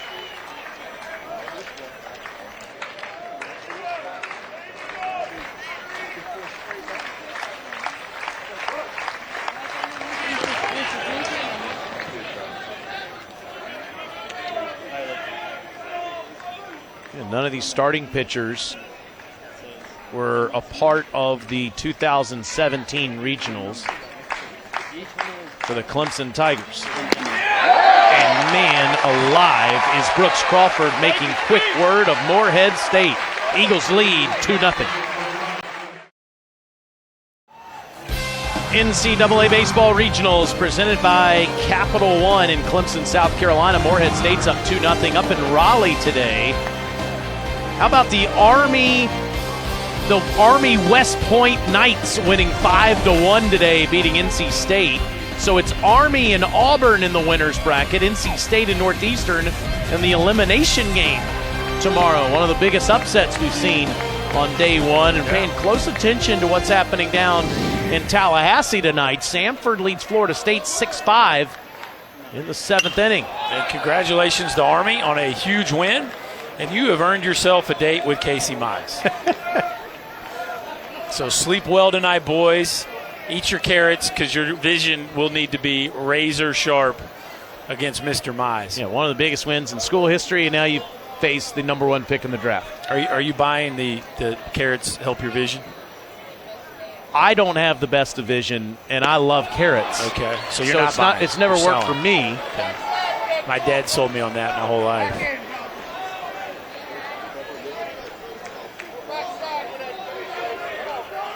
Berkey taking shots at his own father as we play in the bottom of the 5th with Logan Davidson 0 for 2. He was at the plate in the bottom of the 4th when Sam Hall got caught stealing at second base. A little different feeling facing Mr. Davidson with the bases empty than with a runner in scoring position.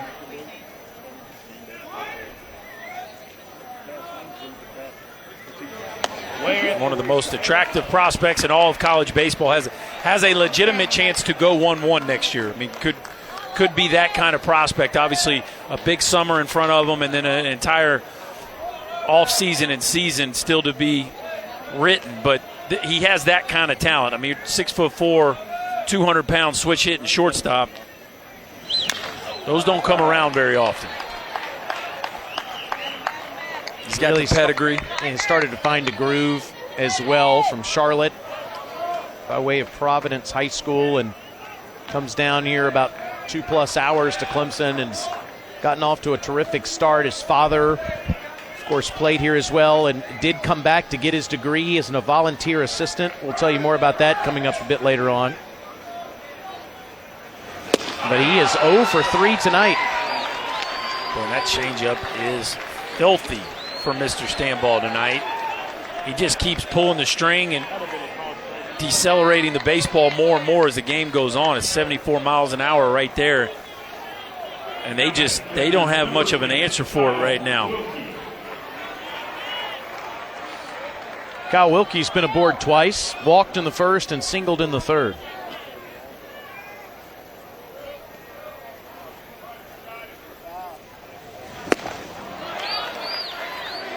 Even when he hangs them, he's getting uncomfortable swings. So that's a 72-mile-an-hour changeup up in the zone.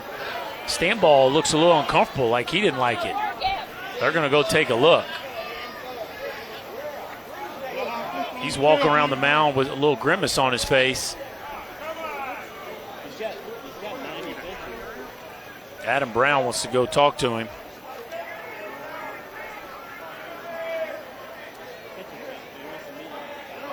See if we see anything on this last pitch. Saw him look down at the mound like he didn't like the way he landed, or well, they're giggling about it now. So yeah, pitching coach Adam Brown's out there. Oh, he rolled his ankle when he landed. Wow. Look at that. You don't see that every day.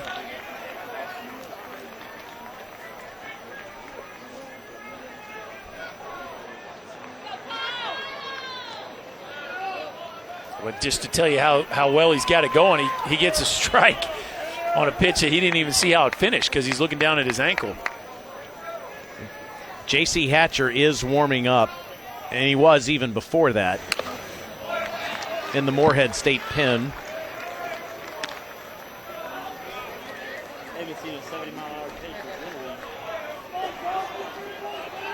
There's Hatcher. 56 strikes, 35 balls tonight for Stanball, working here in the fifth with a 2-0 advantage. I mean, he's just throwing changeups. I mean, at this point, you kind of stick with the old why change. If they don't make an adjustment, why change? And if I was him, I'd just keep subtracting and subtracting and subtracting if he's able to. There's another changeup. It's a cue shot foul. Is that a timing issue with Clemson tonight? Well, I guess the arm speed's so good that even it almost not even, especially the ones that are up that kind of look like good pitches to hit, they're a foot in front of them. So the arm speed is obviously good enough where they're swinging at his arm and not really recognizing the spin to the point where he continues to get a really good lineup out in front on a pitch that they've now seen 3 times through the lineup, but this being the third. All right, that's 5 in a row. You see it there. Vandy beat St. John's earlier today here in Clemson. An extremely well-pitched game. Doors back to the winner's side. Johnny's in the elimination game tomorrow at 1 Eastern. And that's another strikeout. Kyle Wilkie chases it and can't find it for the second out. How about we're worried about him getting deep in this ballgame? He's getting better, folks. That's 4 out of the last 5 hitters that he's punched out, and he just keeps throwing this changeup. And look, they're set up low and away, and it has a little cut action to it. But again, the swings and misses are due to the velocity much more so than the movement. But, man, has he got it going right now. Well, he's got Seth Beer coming to the plate. And he's thrown 95 pitches tonight, shutting out Clemson with 2 outs in the fifth. And Beer rifles one foul. That's another changeup. And I asked Mike McGuire, is he better against lefties or righties? And Mike said he's actually better versus righties because the changeup is better than the breaking ball. And that's what you get. You get that changeup that kind of hangs to the lefties, and sometimes you can get your feelings hurt on it. But fortunately for him, it's just a loud strike.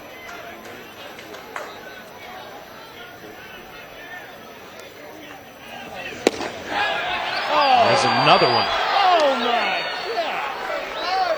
What are you looking at, Blue? You're thinking in the first inning, even though he got out of it, he threw 34 pitches, and you're wondering how long is Stanball going to be in this game. He's not a Smurf. This is as good as Mike McGuire could have possibly expected, but it's got to get another strike to Beer here, and instead, that is hit a ton, 2-1.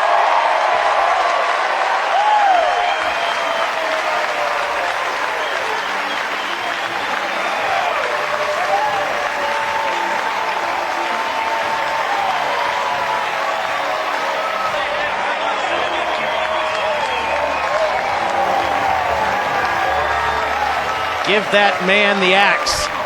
His 21st home run of the season. Well, you need your stars to play like stars. They go with the breaking ball, Taylor. We've seen a fastball down. We saw the changeup to start the AB. And Seth Beer, who does as good a job as anybody in the country of getting down into his legs and staying below the baseball, gets below a breaking ball and launches it into the Clemson night. The first big swing of the bat we've seen from the Tigers as they look to even this ball game up. And hey now, we got a celebrity in the audience. I think that one brought Dabo to his feet. He's all in. Oh, yeah. as they say here in Clemson. I bet Dalton Stanball is kicking himself right now, going to that breaking ball on an 0-2 count. I'm sure he's trying to bounce it. But you're not going to trick Seth Beer with a breaking ball late in the count. He's seen it his whole life. And that was just a mistake that a guy like Beer, especially when he is swinging as hot as he is right now, he's just not going to let you get away with that as he goes back to the changeup here. Williams gets underneath it and missed his pitch. Williams has hit that ball like 8 times tonight. He loves that spot, foul down the left field line. He just keeps cutting the bottom of those changeups. He knew it, too. As soon as he got out in front of that one, he knew he had a chance to drive that one to potentially tie the game after Beer left the yard.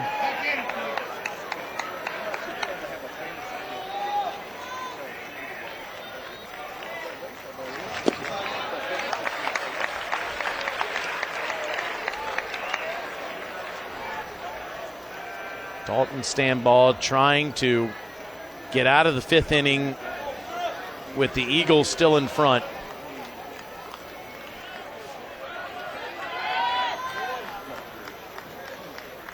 Two-two to Williams. Popped him up. Snyder makes the play, and the side is retired. But the Clemson Tigers get on the board with the best power hitter in college baseball. Seth Beer goes yard here in Clemson.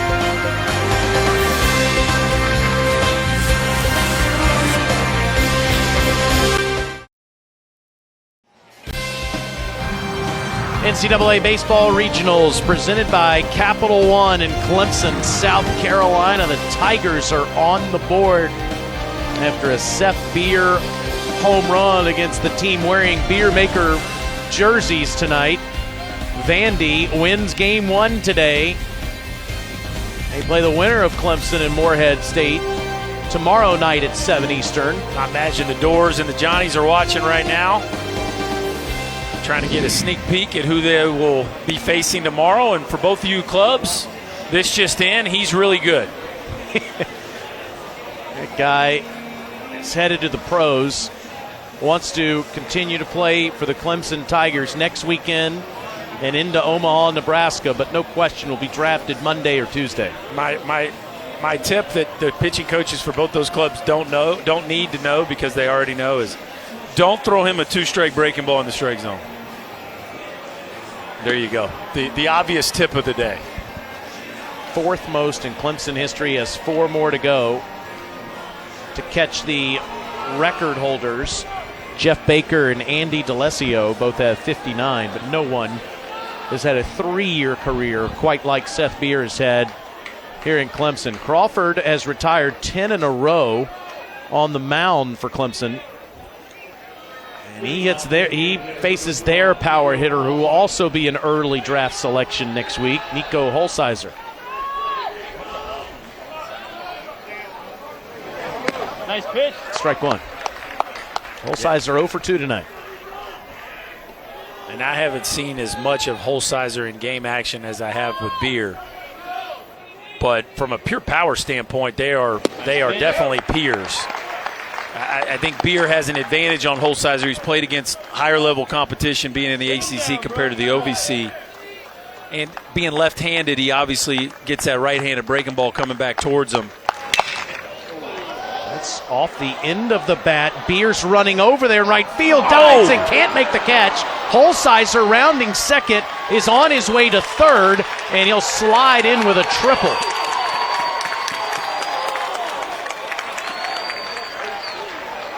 Wow. Well, we got star players making plays in back-to-back at-bats. And how about Seth Beer selling out, Taylor? Selling out with a head-first dive into the wall and really overreaches this one.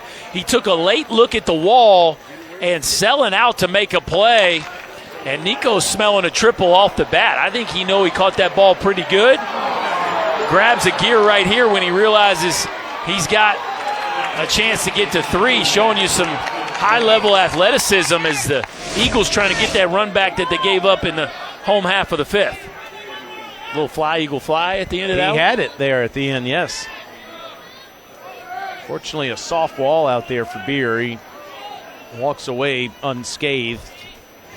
Selling out for that one as Morris pops it up. And Green camps out.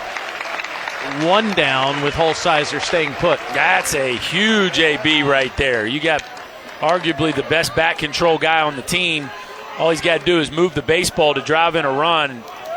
Elevated fastball results in a P4 as Crawford tries to pitch around this leadoff triple.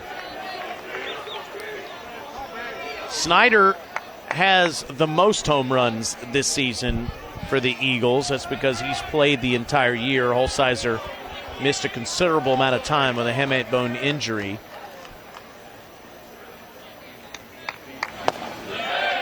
Trying to get that lead back to 2 runs. Crawford had retired 10 in a row before that Holsizer triple. Tiger's going to play the infield in. I like it with 1 out in the 6th inning. There's no reason to give up a freebie on a ground ball out. I think you got to try your hardest to protect this run. Good stop by Wilkie.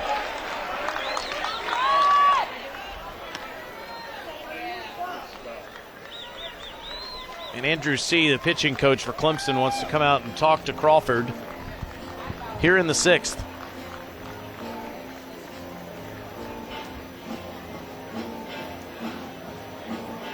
Clemson's made 12 College World Series appearances, their last one coming in 2010.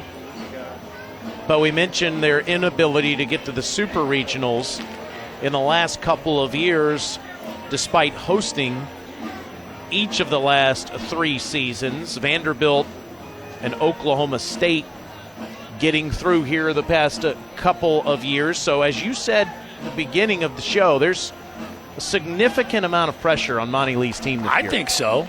You're not getting that from them, but I think so. I think it's unavoidable. And for somebody like Seth Beer, who's been here for all of them, there's no way he's not feeling the heat of trying to get out of his own regional for the 3rd straight year. It's just human nature.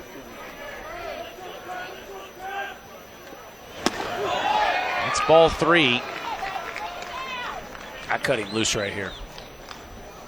You got your leading RBI guy up, a 3-0 count. You already have the lead.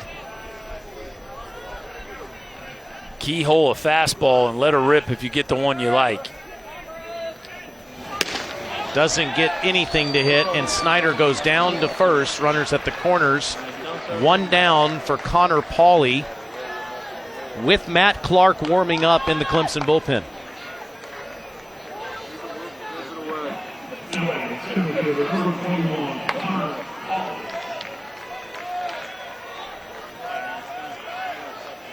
Pauley 0 for 2. Crawford's been great in these situations all season.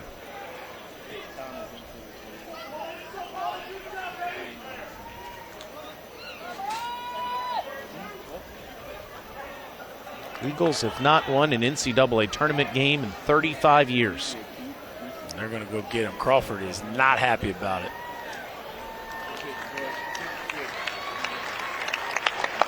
Had retired 10 in a row coming into the 6th inning tonight.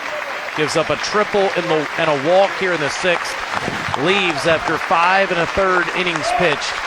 Trailing 2-1. Matt Clark will try to get Clemson out of a jam and keep it at a 1-run game.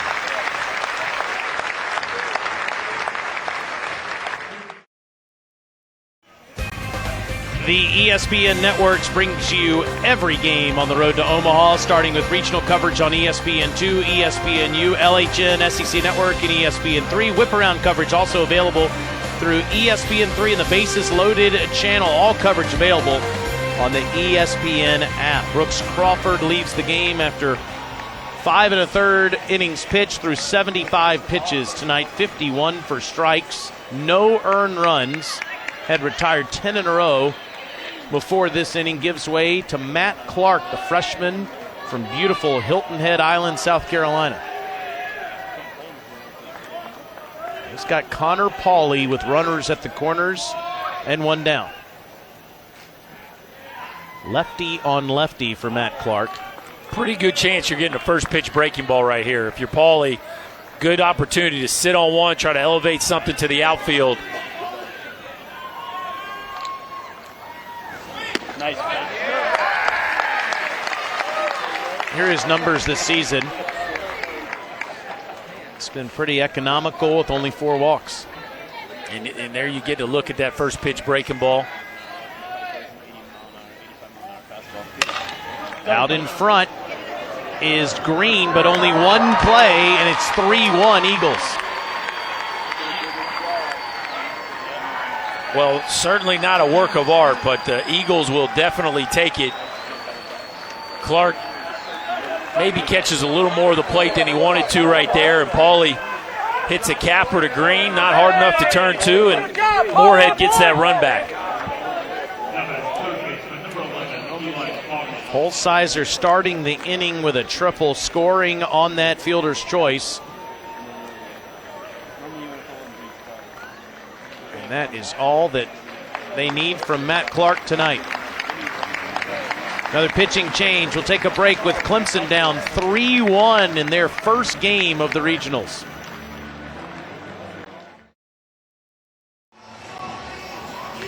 Nico Holsizer and the Morehead State Eagles lead Clemson 3-1 in the top of the 6th inning with 2 down. And there are your chances to win. You got an 81% chance when you start 2-0. If you lose the first game, you only have a 12% chance to overcome that. I mean, that's, how about that? Since the current format adopted here in the 21st century. What number on there surprises you the most? Does that 81% seem high or low to you if you start 2-0? That seems about right, I would say. I think just the early loss, though, unable to overcome it, very telling. It is. You have to play more baseball. Yeah, to me, I almost feel like that 81% is a little bit lower than I thought.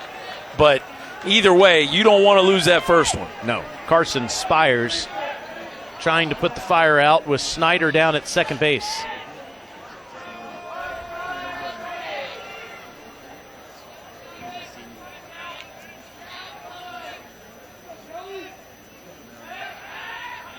Eli Bogus yet to see Spires' first pitch. Bogus reached on that Jordan Green error in the second inning and came around and scored. Pops this one as Beer is on his horse, and it's out of play.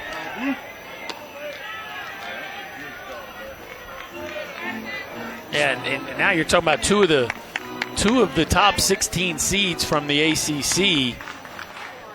North Carolina State's already dropped one. Clemson in a dogfight here, and not that it's an insurmountable lead, but certainly a tough spot they find themselves in here against a really good team. Also fisted foul. But from a conference standpoint, if you're an ACC guy,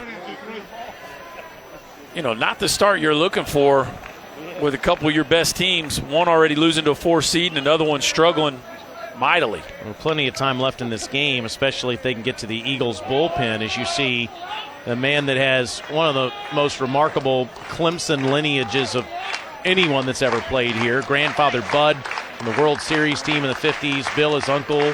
Michael, his father, both great Clemson Tiger players.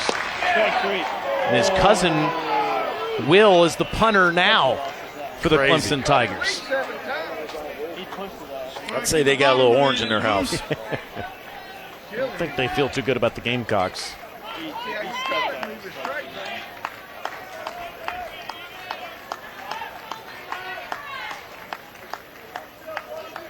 Bill, of course, played 13 years, his uncle in the major leagues.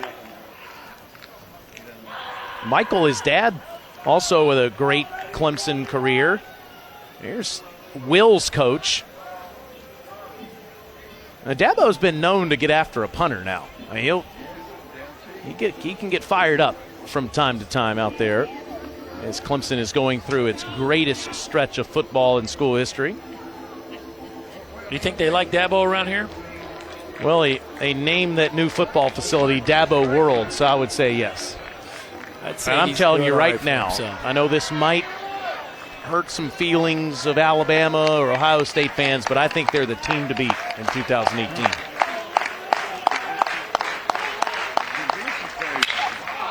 Bogus down to third base. Cromwell off of a hop over to first to retire the side.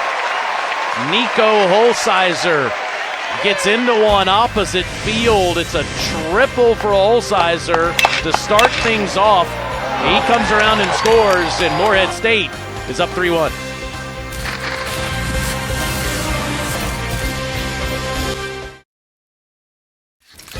These are the greatest days in Clemson sports history. Made the college football playoff 3 times, won it all 2 seasons ago. Sweet 16 for Brad Brownell and the Tigers on the hardwood last season. Hosted 3 straight regionals in baseball. Soccer program has been fantastic as well. Their baseball team trails the Eagles tonight 3-1 in their first game of the 2018 regional as Drew Wharton is 0 for 2. Dalton Stambaugh out there for the 6th inning, throwing his 105th pitch. Missing outside. Wharton, Cromwell, and Green due up for Coach Lee's team here in the 6th, down 3-1.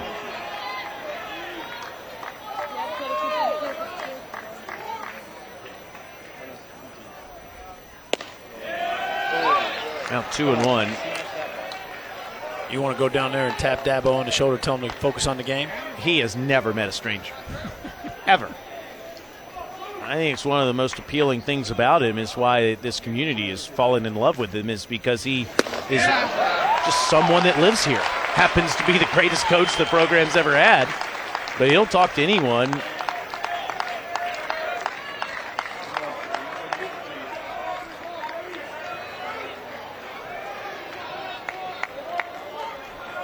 Here's the 3-1 to Wharton, and that's in there, strike 2.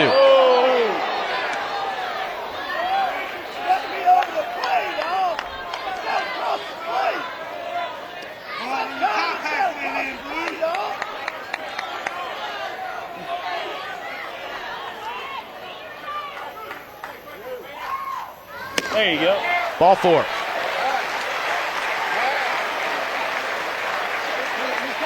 All right, the 5th walk that Stambaugh has allowed tonight.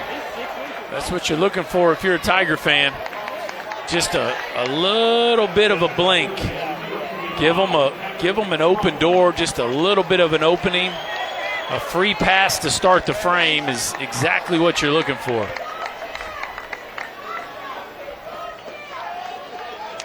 Patrick Cromwell 0 for 2.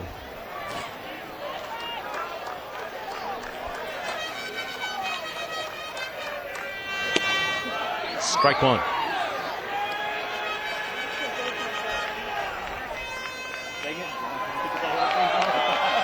Cromwell moved down in the order after a really rough May. Where he was only 7 for 50, and now he is 1 for his last 21. Pops this one up. Leonard on the grass for out number 1. Throwing a few more fastballs this inning than he has the past couple. He's living at 79 to 83 and living well.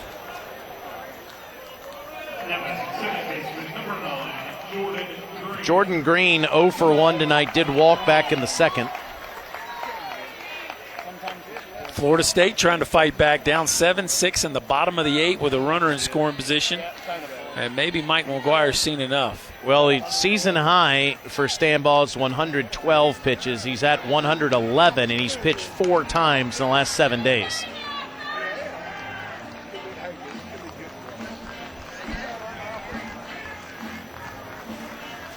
Mike doesn't typically come out and just have conversations. He lets Adam Brown, his pitching coach, do that. But he's going to keep him in the game. How about that? I didn't see that one coming. That looked like that was enough. They're going to stick with Stanball. Maybe just a gauge on how he's feeling.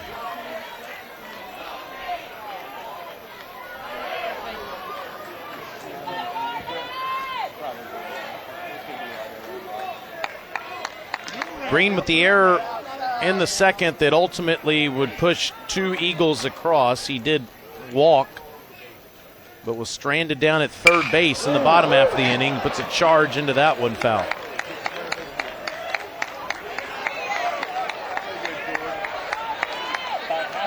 And as good as that looks, they still have not figured out the timing on that changeup. I mean, that's a rocket, but it's 30 feet foul, and for Stanball, it's just strike one. He'll let you do that as much as you want. It's pretty impressive that he's been able to continue to trick them with the velocity of that pitch this entire ball game. This one is fair, and it's in for a base hit in front of Neiman. 2 on for the Tigers in the 6th. Well, there you go. There's an adjustment. Jordan Green trying to get the home crowd fired up, and they are trying to will their team to a big number here.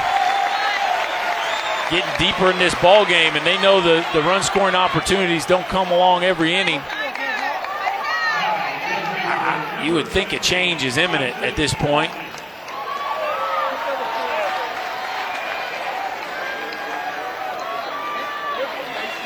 Instead, Coach McGuire puts his arms on the railing of the dugout, and he's going to let Stanball work to Hawkins.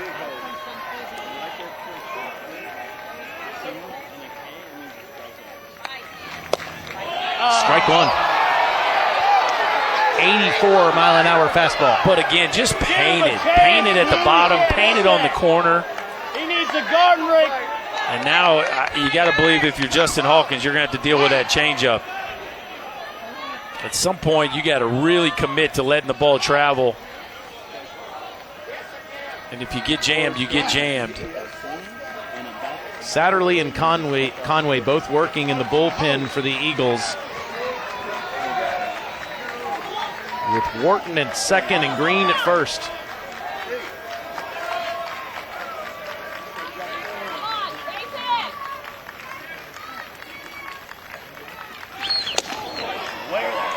Misses inside.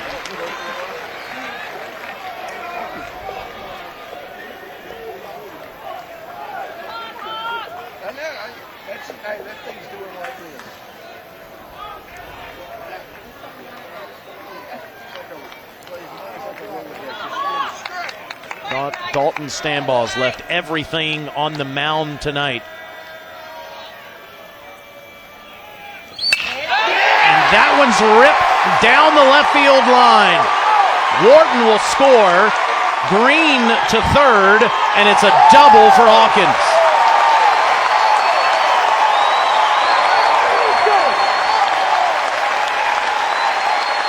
Taylor, he's been unbelievable in this ball game, but there's a couple pitch selections that just don't make a lot of sense to me. Challenging with a fastball right here in an even count, and that's just a gutter ball. Fastball middle at 84 miles an hour, and Hawkins barrels that one up down the left field line, and the Tigers make him pay for that mistake. Maybe a batter or 2 batters too many. Maybe, but I don't know. I mean, the command didn't waver. I just don't understand the pitch selection. Both right there to Hawkins and the breaking ball to Beer. A couple questionable pitch calls. But a heck of a performance from Yes. Dalton Stanball tonight. His Eagles cling to a 3-2 lead here in the bottom of the 6th inning.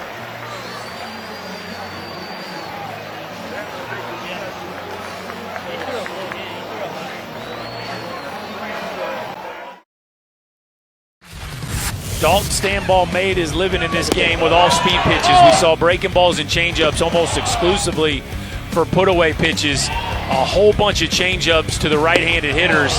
At one point in this ball game, it looked like Clemson had absolutely no answers for the swing and miss changeup. But for whatever reason, late in this ball game to Hawkins, he challenges with a 1-1 fastball, and eventually that would be the pitch that gets him chased from this ball game. A fastball up and middle in. But tip your cap to Dalton Stanball. An incredible performance, a gutsy performance. And he leaves this game still with the lead. And he brings in TJ Satterley, the junior from Louisville, who's going to try to get out of this big jam with Green at third and Hawkins at second. And he is going to face a pinch hitter. Grayson Bird will come in to pinch hit for Sam Hall here with one out in the bottom of the sixth inning.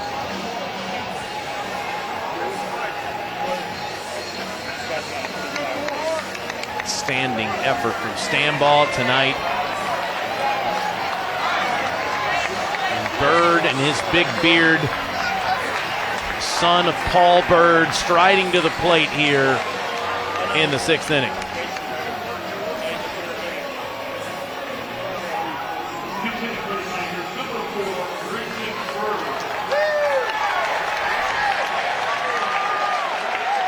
Grayson Bird, the son of former Major League pitcher Paul Bird.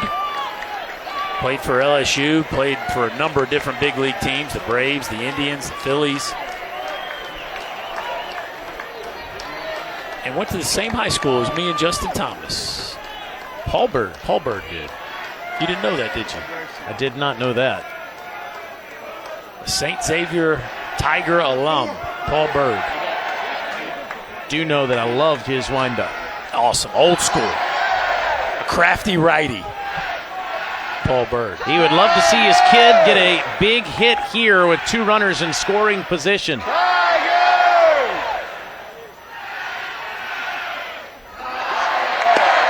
Take strike one. Bird started his career at LSU like his dad, as we get a look at Dalton Stanball, who has given way to TJ Satterley. With his runners still out there on base, he gave it all for the Eagles this evening.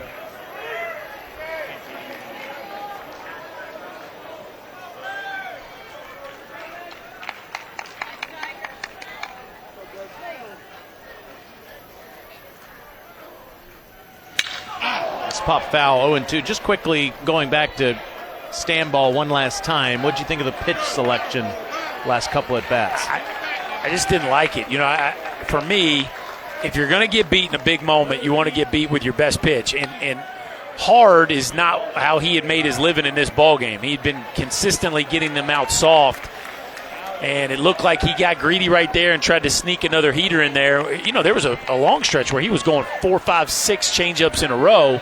I just found it odd that in a 3-pitch sequence he throws 2 heaters right there to Hawkins with a runner in scoring position.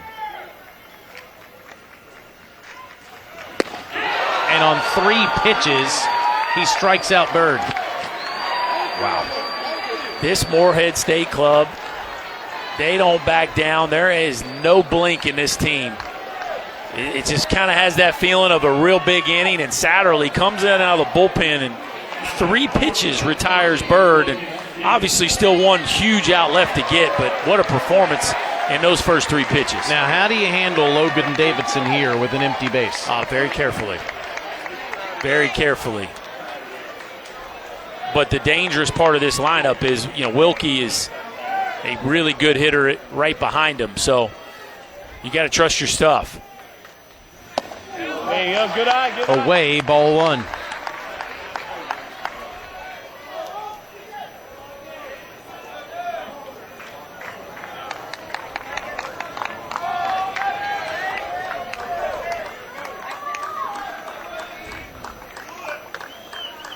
Davidson batting right-handed tonight, 0 for 3, but switching over to the left side of the plate in his 4th at bat. Ball 2. There you go. You knew where it was. Now at this point, with a right-handed hitter on deck, I don't see any reason to challenge in the strike zone right here. Too much on the line. Here comes your meatball.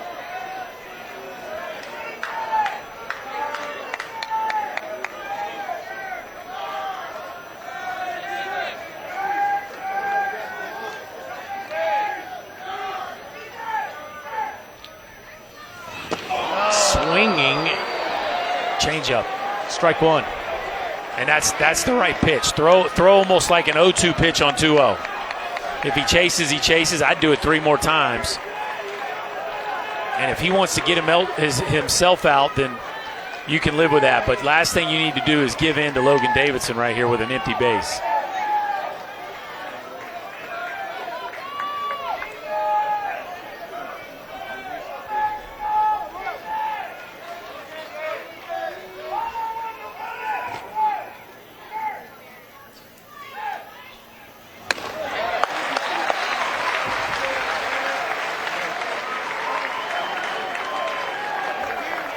Stand ball responsible for those runners on base.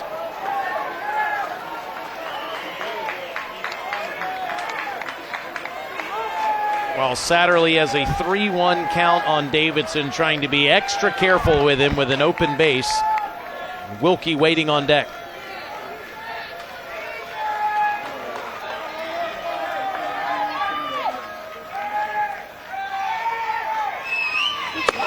The bases are loaded for the Clemson Tigers.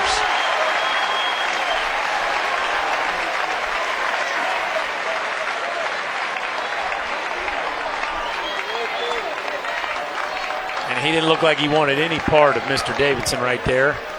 And so here you go. You got a monster moment right here. The bases loaded and 2 out in the bottom of the 6th. One of the biggest at-bats in young Mr. Wilkie's career right here. That's Jordan Green, that's Justin Hawkins, and that is Logan Davidson for Wilkie, who's been aboard twice tonight. It's 2 for 8 with the bases loaded this year. Good eye, good eye. And you mentioned him being no slouch. He is scorching hot in the last month as he's batting over 400 since the calendar struck May into June. Yeah, he's red hot, and the guy on deck is one of the baddest dudes in the country. So you got to figure this is an at-bat where Wilkie's going to get a pitch to hit. And you're kind of stuck between a rock and a hard place if you're Morehead State. You got a red-hot hitter up and the best hitter or one of the best hitters in the country on deck, and that's where you got to pitch to the edges, and a call goes their way on a slider kind of up and out. Satterley gets a call to get back even in this count. Clemson just 1 for 7 with runners in scoring position tonight.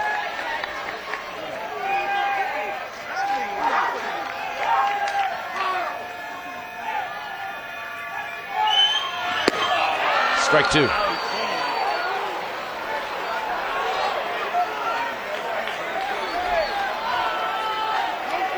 That's the pitch we saw, a swing and a miss on from Bird. Kind of almost looks like a backup breaking ball, top of the zone breaking ball. You know he's not really trying to throw it there. But the Clemson guys don't look like they're getting a real good look at it.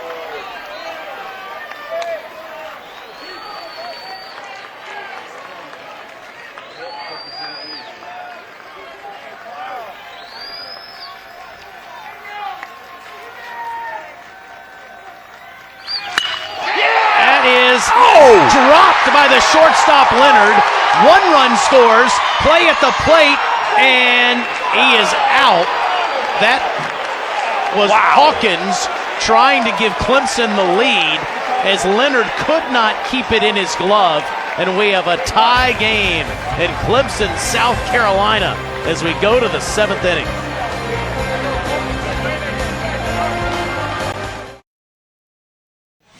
Wilkie rips. What an effort by Leonard. Clemson gets one aboard. But so many different emotions in this play. Looked like Leonard was going to steal a hit, but the ball takes a fortuitous bounce right to Morris, who does a nice job of cleaning it up, and Fain finishes the play off Morris with a really good job of keeping his head up and throwing a strike to Fain, who just barely clips Hawkins with the tag. And that play went from looking like it was a bullet up the middle that was going to score 2 to nothing to maybe still 2, and it ends up a tie ball game. I kind of feel like both clubs are all right with the way that play worked out. Could have been much worse. Mike Jolly now in left field. Like that, Robert Jolly, excuse me.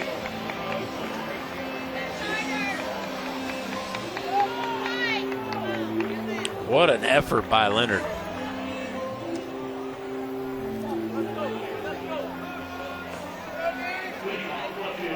And now Morehead State comes to the plate in the 7th inning. We have a brand new ball game. Tyler Neiman, 1 for 2 tonight. Carson Spires back out there to start the 7th inning as both teams are in their bullpen.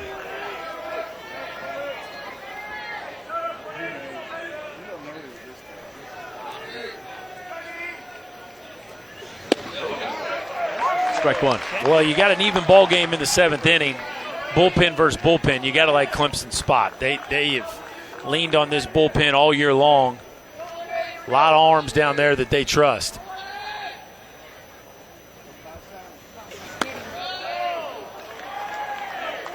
Bottom of the order due up for the Eagles here. Neiman, Hammond, and Fain. It's been outstanding this year. Really one of the best seasons that Clemson's ever had from a bullpen standpoint. Well, they got a real dude at the end of it. Riley Gilliam has had a fantastic season, one of the best curveballs in the country. 11 saves on the year. So it's always a good situation when you know you got the last inning nailed down. Neiman with Wharton diving in to make the catch.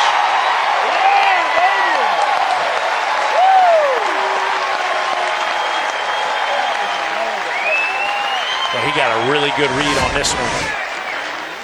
Let's watch the break here from Wharton as he gets a really good read on a ball. Hit off the end of the bat. Let's tag that one top 10. Taylor, as Wharton finishes this play off, does a really good job of finishing that catch as his body goes to the ground and had to go down low to finish that one off. Takes it right off the turf for a big first out here in the 7th. We tagged it. I don't know if it'll stick, but we tagged it. We're gonna nominate him. Clemson has the best fielding percentage in school history up to this point at .975 on the season because of plays like that. Got the turf on the face. That'll earn you some dude points right there. He's not trying to get it off either. He's liking it.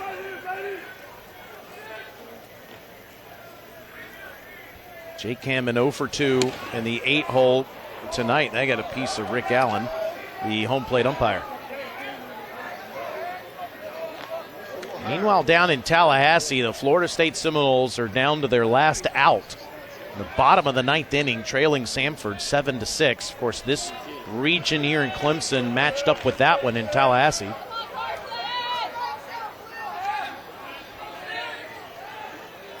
That would put the ACC 2-3 today. With a couple of 1 seeds that have gone down. Army, as you see on the screen, knocked off NC State. Louisville and North Carolina took care of business, but Duke dropped their game to Troy. NC State loses a 1-4 matchup, and now Florida State down to their last out. Clemson in a dogfight here, and that's strike 3. So Hammond down on strikes for the second out in the 7th. That'll bring up Hunter Fain.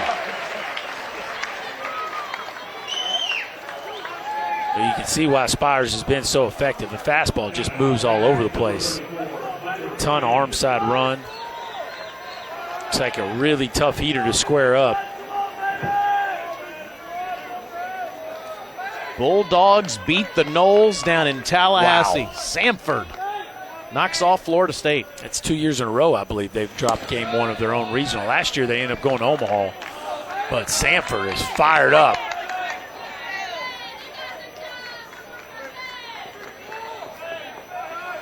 Incredible.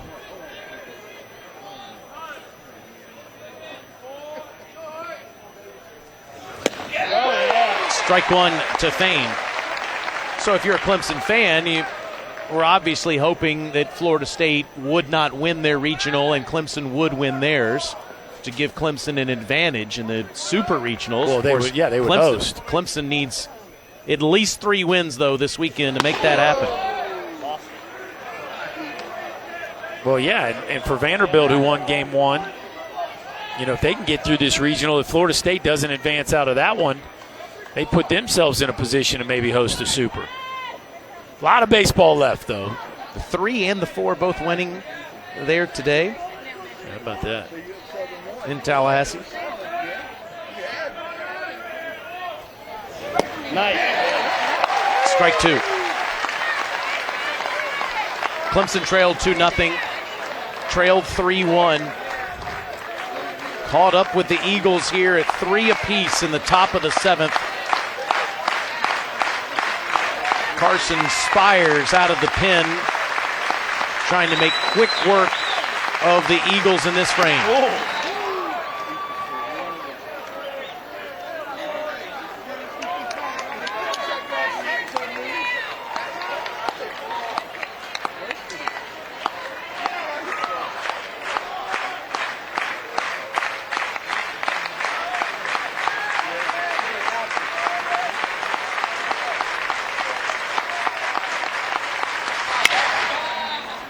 On the ground to Davidson, long throw, and it's a perfect strike. 3 up, 3 down for Morehead State. It's stretch time. Time for Seth Beer to get to work in Clemson.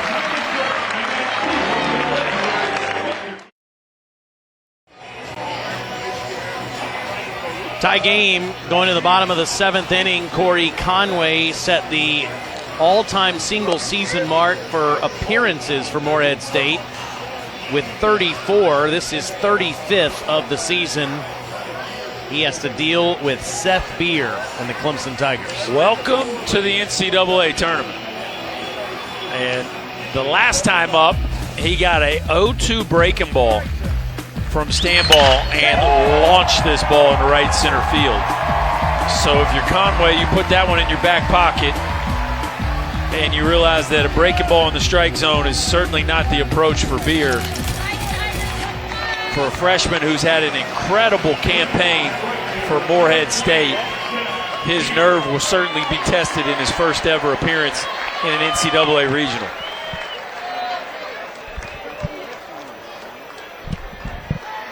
Seth Beer has made statement after statement in the regular season, looking for more postseason glory here.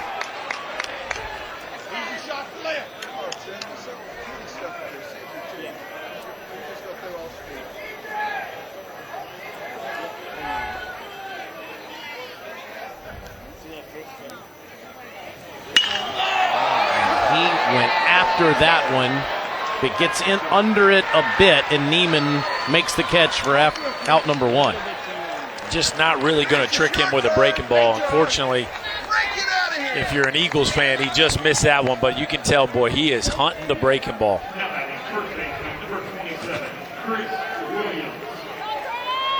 Chris Williams with a couple of walks tonight.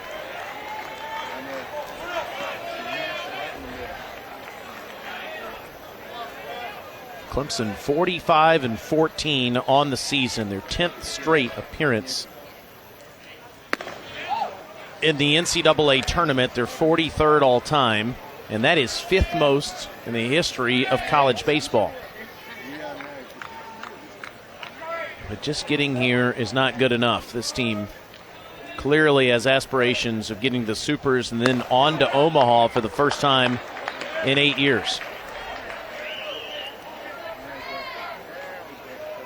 They have had a dogfight with Morehead State tonight. The ACC, as you mentioned, has had a tough Friday Top seeds Florida State and NC State both losing tonight. Duke, a 2 seed, losing. And Williams gets the go-ahead run on board with 1 out in the 7th. For more coverage of the Division I baseball tournament and interactive brackets, go to ncaa.com. Well, there's often years where which league is better, ACC, SEC, is debated. This was not one of those years. Nobody really thought those two leagues were on par. Now, certainly the ACC has some really good high-end teams, but the depth of the league was not nearly what the SEC has been. And day one of the tournament has certainly bared that argument out. The SEC 8-1, and the ACC 2-3, with this game still left to be decided. But not looking real pretty at the bottom part of that graphic right there. Duke, NC State, and Florida State all going down today. Duke and NC State scoring a combined 1 run. Wharton takes strike 1. Wharton walked and scored last time up. And only getting 6 teams in a league that has 14 members is disappointing. Yeah. You think that they tied the least amount they've received since they expanded the league to 11 teams back in 2005. And obviously since have gone up to 14 and then 15 teams. Did get the second most. Big 12 got half of its members. And well, the truth is the ACC is not the same if Miami and Virginia aren't playing at a high level. I mean, those are two clubs you bank on being in postseason play. And both of them just didn't quite have it this year. Virginia was really banged up, and Miami, reaching the end of the Jim Morris era, tried to finish strong but just didn't have enough. So the league suffered because 2 of their elite programs didn't play at a high level this year.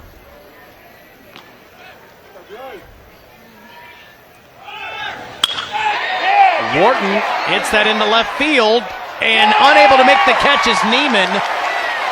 Moving up to second is Williams, and the Tigers have 2 aboard.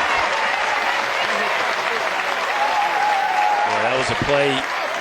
Looked like Neiman had a beat on that ball from the second it was hit. And I credit Williams, who hung in there the whole time and didn't run back to first. Neiman did everything but finish it off.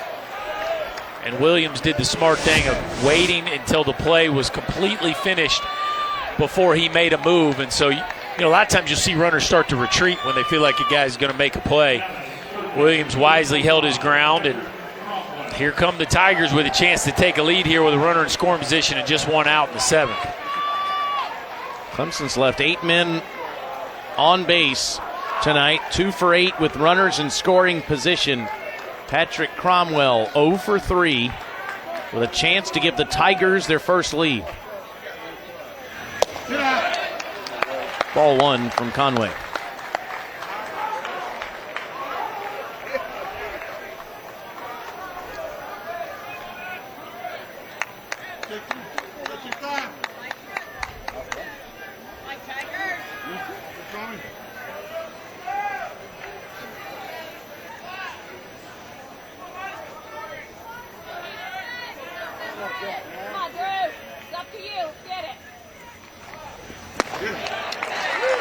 And now a hitter's count for Cromwell, 2-0.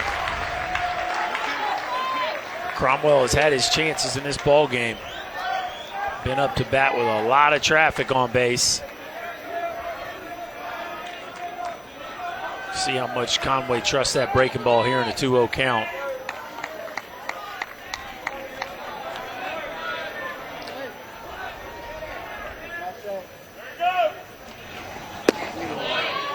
Strike 1. Clemson comes in winning 19 of their last 22 games this season. It's so important to get this one tonight to meet Vanderbilt, trying to exact some revenge on the Doors tomorrow night at 7 Eastern. Loser plays the St. John's Red Storm at 1 o'clock tomorrow afternoon in an elimination game. That's in there, strike 2. And that is a beautiful job by Hunter Fain of selling that pitch. This is a breaking ball that's at the bottom and on the edge. And Hunter Fain, the catcher, does a really good job of making this pitch look good. Look at this. Just finishes off that catch and does exactly what he needs to do to steal his pitcher a strike on a really big 2-1 call.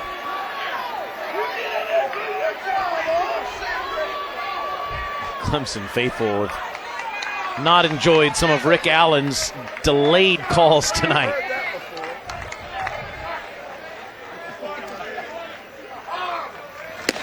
Strike 3. That is a big strikeout from Conway to get Cromwell. Wow. Works back from a 2-0 count, 3 straight breaking balls. The last one actually a pretty good pitch to hit that Cromwell comes up empty on. Man, these guys from Morehead State just continue to answer the bell with runners in scoring position. Jordan Green tonight committed an error that led to 2-run scoring for Morehead. Offensively, he's walked, he singled and scored, and here he is with a chance to give Clemson the lead.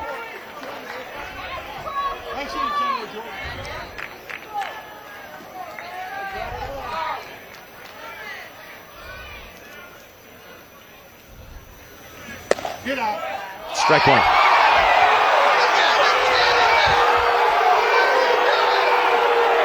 I think they like that one. My man behind home plate especially liked that call. We got a warning. Is that a bitch warning or a player warning?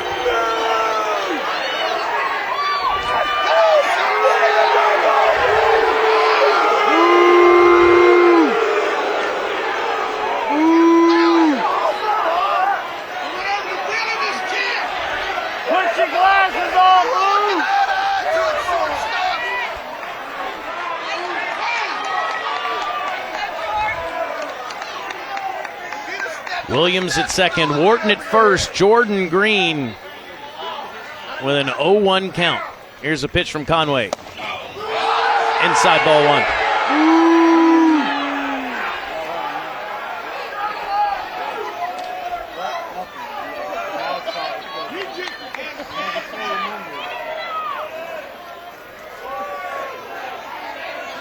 You gotta love the heat late in the ball game in a regional.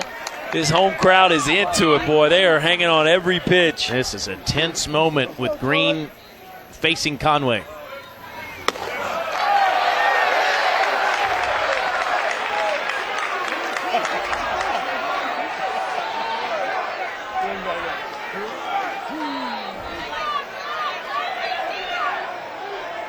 And now Adam Brown, the pitching coach for the Eagles, is going to go out there and calm everyone down.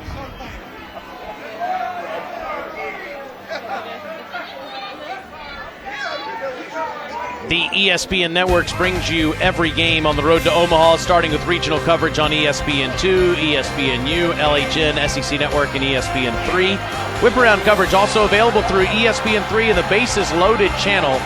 All coverage available on the ESPN app.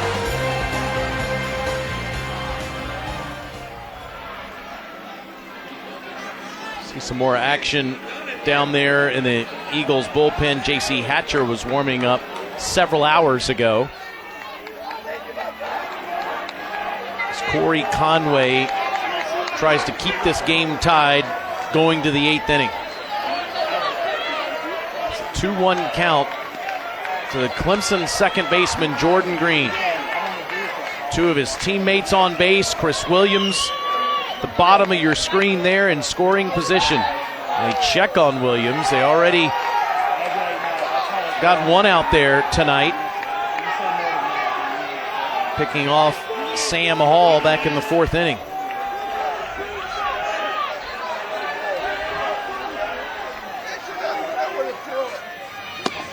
Strike 2.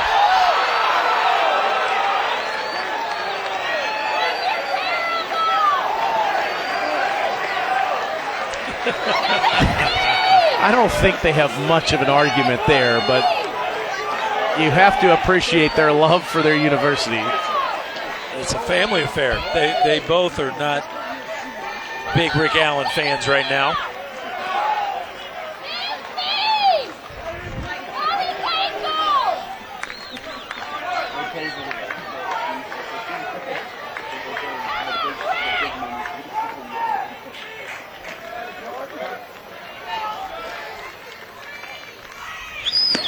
swing and a miss, strike 3, and Conway gets out of it.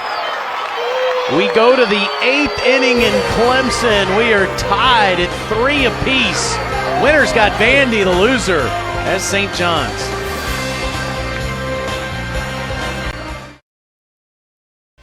NCAA Baseball Regionals presented by Capital One continue in the wee hours in Clemson, South Carolina. We started the day at high noon and we're about 25 minutes away from midnight as the senior right-hander Ryan Miller comes in. He's had an outstanding year, 6-1 with 4 saves, ERA of 2.4.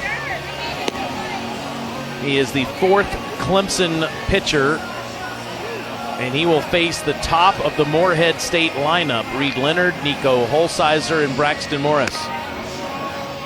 There's a comparison between Clemson and Morehead State. Clemson is in this situation annually, it seems, 43 NCAA tournaments. How about the tournament wins? 118-2.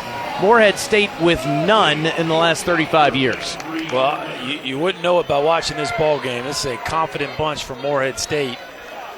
They certainly looked a part of a spoiler.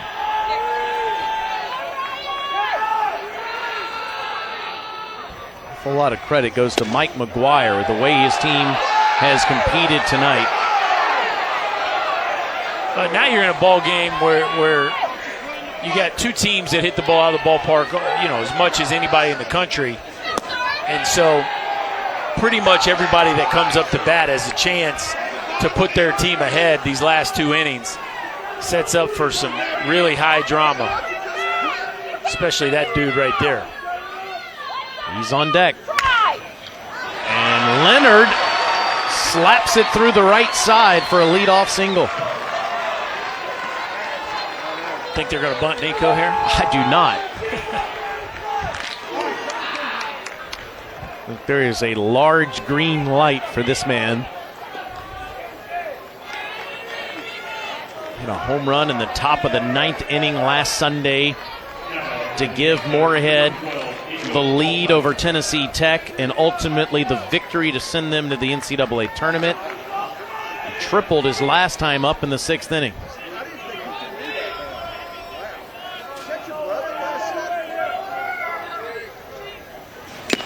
And man, did he want to touch them all there. Power on power right there. Miller just grabs a 2-seamer and runs it just off the barrel of Holsizer. A really aggressive first pitch swing. Ooh. Oh, Miller's going right at him. Can he do it one more time?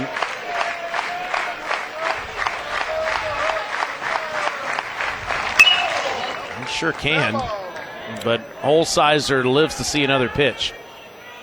I'm all for 0-2 pitches with a purpose. I'm not a big fan of the completely wasted 0-2 pitch.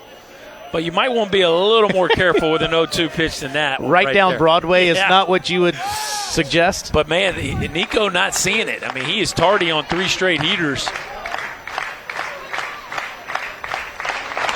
That's over his head.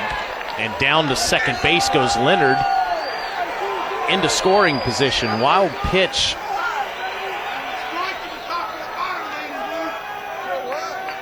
So how, if at all, does Holsizer's approach change here, trying to get Leonard 90 feet away from home plate? Well, I mean, with 2 strikes and being the dangerous hitter that he is, you don't want him to try to manipulate the ball too much. But he has been tardy on the fastball. So now you're in a situation where a jam job fly ball or a soft roller to the backside is a mission accomplished in a quality AB.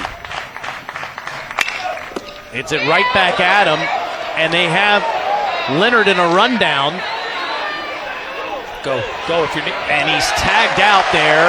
Instead, Holsizer stays at first base as Leonard caught in no man's land. Well, credit Ryan Miller. This is a really nice play on the ball. that could have got up the middle. He does a nice job of getting to the ground and catching Leonard napping. But at this point, Nico Holsizer has got to follow the first baseman. So if you're the runner, see the first baseman, Williams, leave his position. There's no reason to stand 3 feet from the bag when there's nobody there.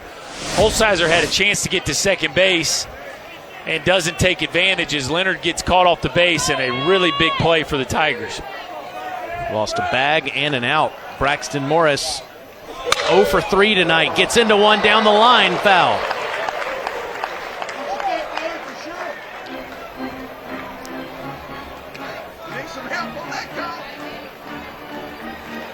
He's had a terrific senior year, batting .369. The only thing he hasn't done is have a big hit in an NCAA regional. Played as a freshman. Here he is with a chance in the top of the 8th inning as a senior. 0-2.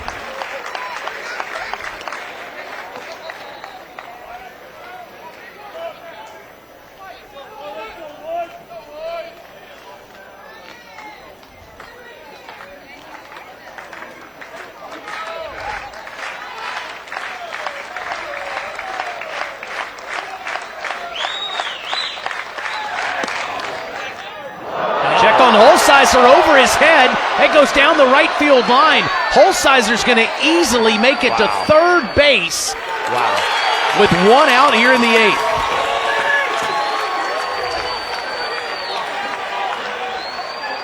And that's just a classic case of a player trying to make a play when there's really not one to be made. Holsizer was certainly not drifting too far off the base. And Wilkie gets a little over aggressive. And what a situation we now have. A runner at third and just one out. Andrew C's going to go talk about it as Clemson's going to play the infield in. It looked like a low-stress situation, and all of a sudden it is about as high-stress situation as you can have. Well, after Leonard singled and advanced to second on a wild pitch, the objective was to get Leonard to third with one out. Yeah. Instead, now Holsizer's there in the same exact situation. It's not how you drew it up, but you'll take it how you can get it. The only difference would be that now Morris only gets one crack at it, well, one strike at it, but still, you'll take it if you're Morehead State. Just gifted 2 bases in a tie game in the 8th.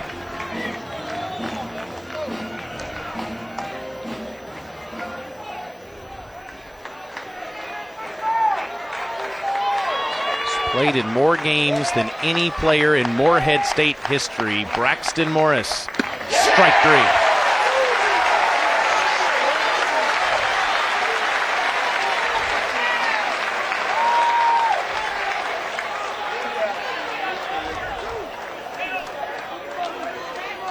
So Ryan Miller now will face Trevor Snyder with Holsizer down at third. Snyder 1 for 2 is singled and walked.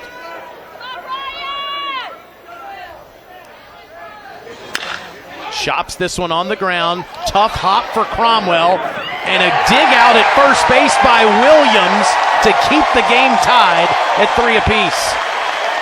Wow. Well, the Tigers are living on the edge, Taylor. A tough pick by Cromwell, and Williams hangs in there and makes a really tough play to get the Tigers off the field.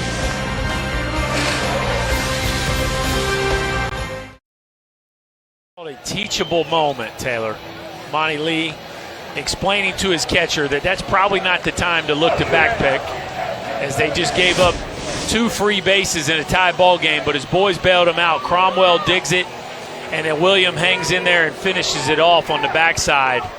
And a huge sigh of relief for the home crowd as the Tigers dodge a couple bullets and still find themselves in a tie ball game. Justin Hawkins 2 for 3 tonight. Pops the first pitch up from Conway. Snyder in foul ground has enough room.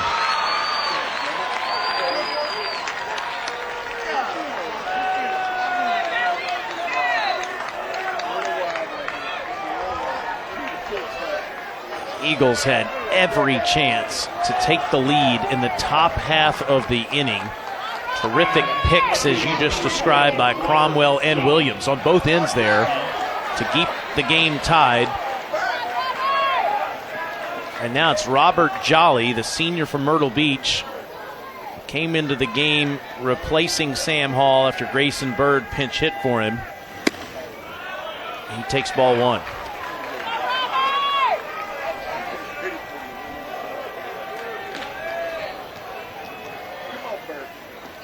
He was a catcher his first 3 seasons, Jolly was, before moving to the outfield this season.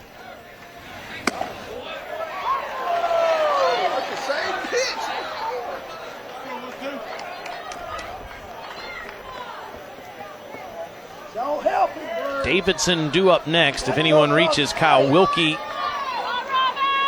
Clemson has a big chance, it would be Seth Beer. Popped up by Jolly. And it's Neiman that makes the catch for out number 2. You got to give this Morehead State pitching staff a ton of credit. You come into a hostile environment against one of the best offenses in the ACC with some arms that were stretched to their limits last week in the OVC conference tournament. And here they are in the bottom of the 8th with only 3 runs allowed.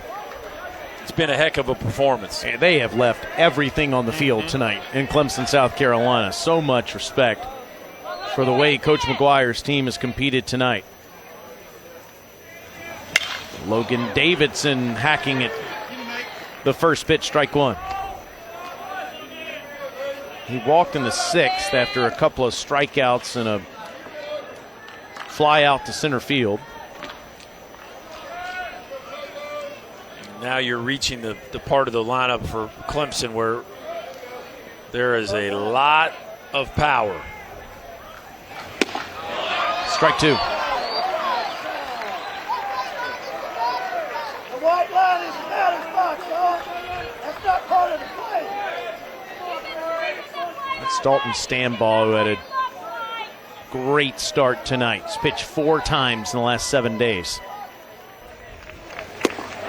And Davidson got crossed up there, and it's a easy 1-2-3 inning for Conway.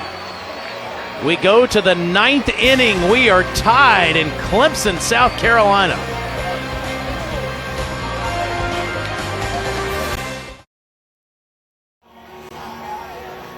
We got some tired folks in Clemson, South Carolina. Get the blankets out as we go to the 9th inning, tied at 3 apiece. Morehead State looking for their first NCAA tournament win in 35 years.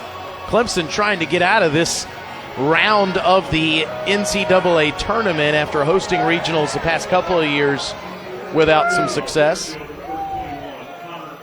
Connor Pauley 0 for 3 tonight. Comes to the plate to face Ryan Miller.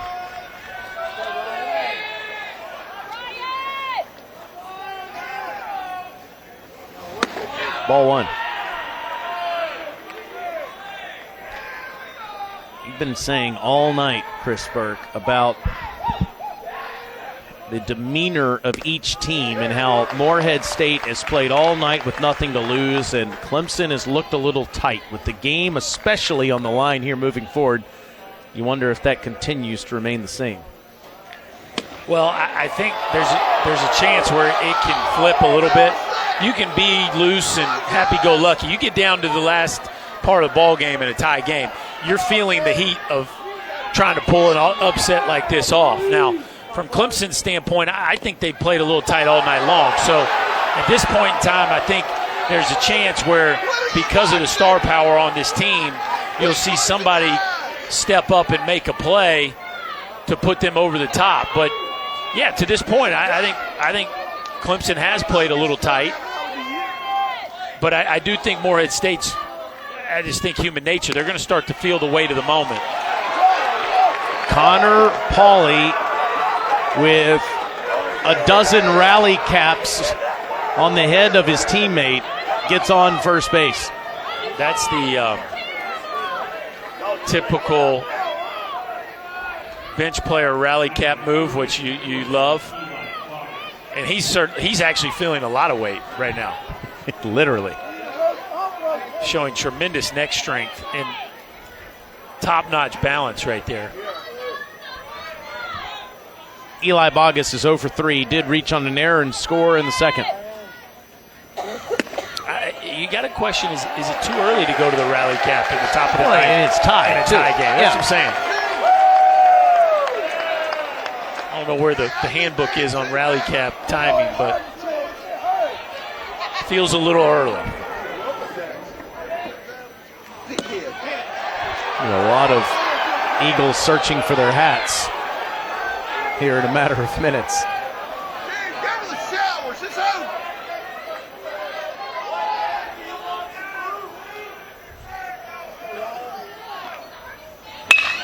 Back through the box, lined. Davidson on to first.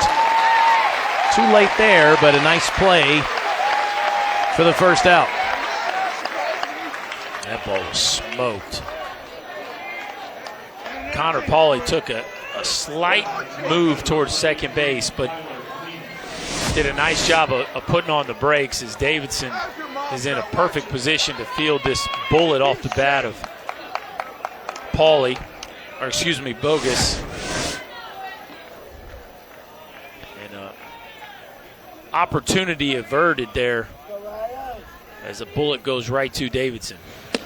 Tyler Neiman started the scoring in this game in the second inning with a double.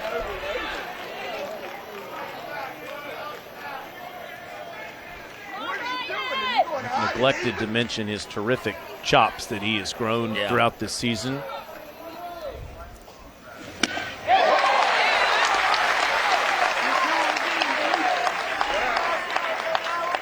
That's fantastic. Yeah, he gets some credit for originality there. I haven't seen that look much. No, I think you should go with that. I appreciate creativity.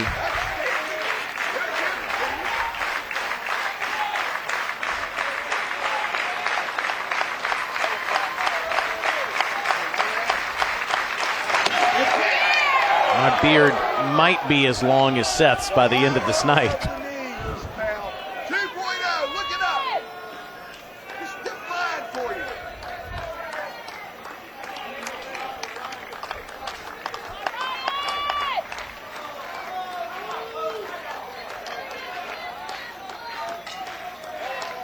Yeah, that's well done for 20 years old.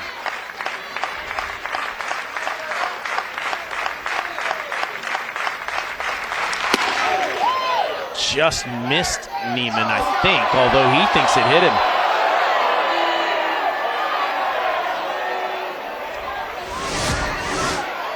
Does this clip the right piece of the... I don't think so.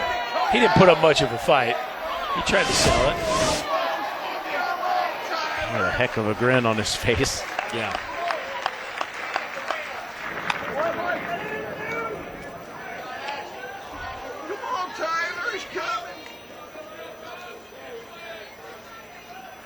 East Carolina whipping the Seahawks 16-7. I can't imagine how loud it was in Greenville, North Carolina tonight. Back through the box at Davidson, 6-4-3.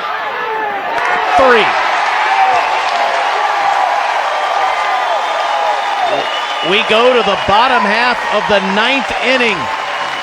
Seth Beer due up second. The Clemson Tigers have a chance to win.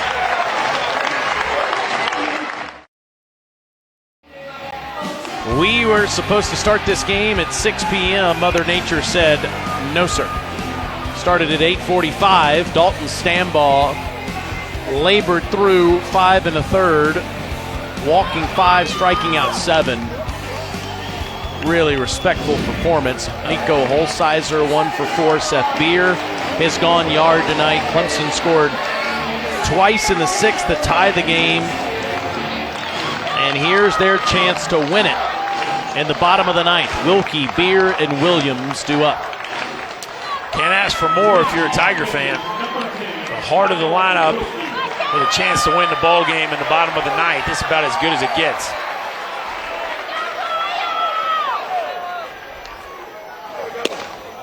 Strike one from Corey Conway.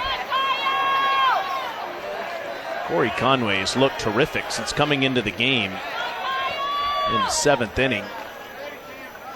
Already with 3 strikeouts in 2 innings. And quickly ahead, 0-2. We've seen the big breaking ball. How about a changeup right there?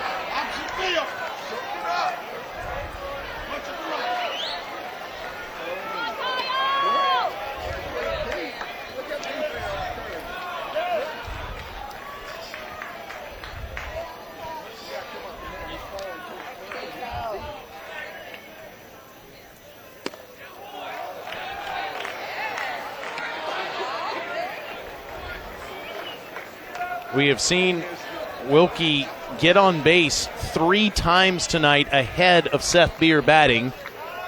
And that's the last thing Conway wants to have happen here.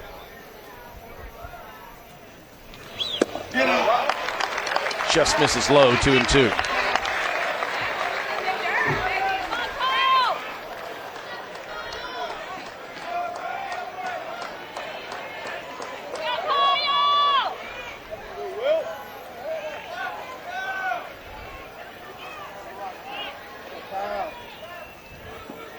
Conway's 2-2 pitch.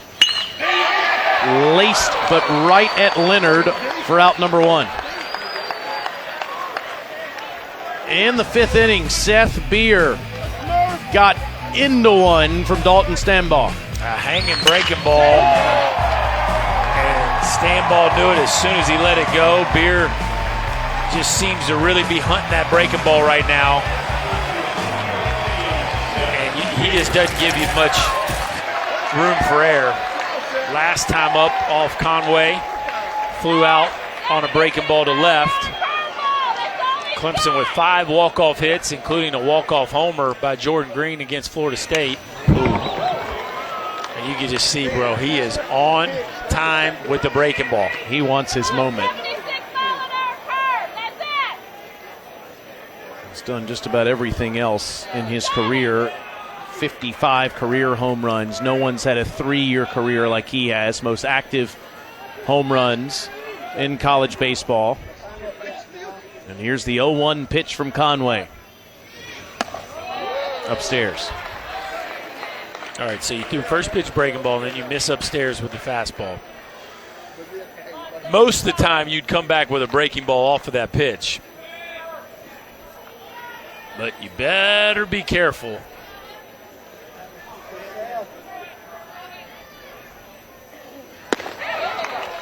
Eye level for ball 2. That's the right pitch call. Obviously, he missed with it up and in, but I think, you know, if you want to try to get him out with a breaking ball, you're going to have to invest in a couple fastballs in the count to speed him up a little bit.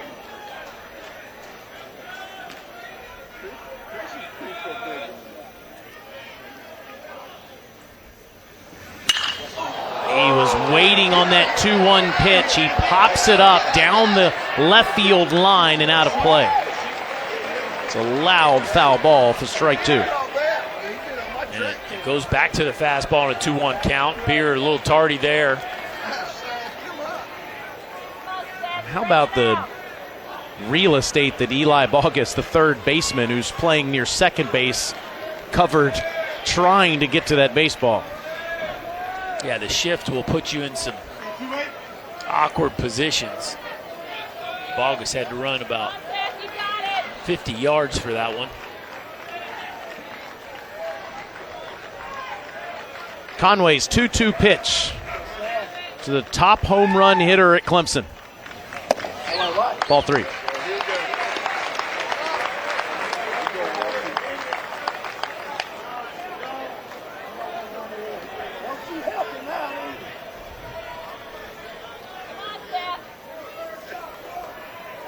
Breaking Winner. ball or fastball? What do you go with here? I'm going breaking ball, staying away from his sweet spot. And that's exactly what he did for strike 3. And that's twice we've seen him frozen on that front door breaking ball. Both times they have struck out Beer tonight. It's with the breaking ball that starts behind him. See how frustrated he is. Watch where this breaking ball starts. Kind of starts right at the 2-8 of his back and locks him up, and he knew it. Conway goes to his best pitch with 2 strikes and freezes Beer, and a huge out. I would like to state for the record that I would like to retire as 1 for 1 in the prediction category as an analyst and never be asked another question again. That's it for you. Chris Williams swings through strike 1. Sometimes they win, and Beer's frustrated because he knows that 2-strike breaking ball was probably not designed to be thrown in that location, but it ended up being the perfect pitch. Williams late on that one, 0-2. Happy Saturday from Clemson, South Carolina. Just after midnight at Doug Kingsmore Stadium in Clemson. The day started on Friday at noon Eastern. St. John's losing to Vanderbilt 2-0. This game's supposed to start at 6 Eastern. Began at 8:45 instead after a long rain delay. And Williams pops that one out of play. At 1 Eastern time, the loser of this game will play the St. John's Red Storm. The winner is back at 7 o'clock tonight to play Vanderbilt. And if you're Vanderbilt, this is exactly what you want to see, this all-night affair. Both teams get as deep into the bullpen as they possibly can, play as long as they possibly can while you're sitting at home and resting comfortably in your bed. Williams pulls one down to Neiman, who goes down to his knees to make the catch. And Clemson goes down in order in the 9th. Let's go to the extra innings. Morehead State and Clemson tied at 3.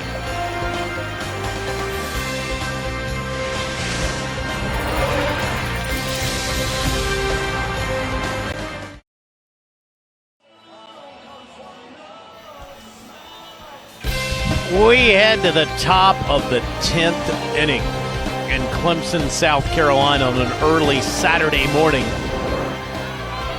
They're in the second game of at least 6, maybe 7 to be played here in the Clemson Regional. This regional matched up with the one down in Tallahassee that saw some surprises today. 3-seed Oklahoma winning 20-10. Over Mississippi State, and the Samford Bulldogs knocked off the top seed Florida State. Morehead State trying to do the same to Clemson here as they bat in the top of the 10th with Ryan Miller still out there pitching to Jake Hammond.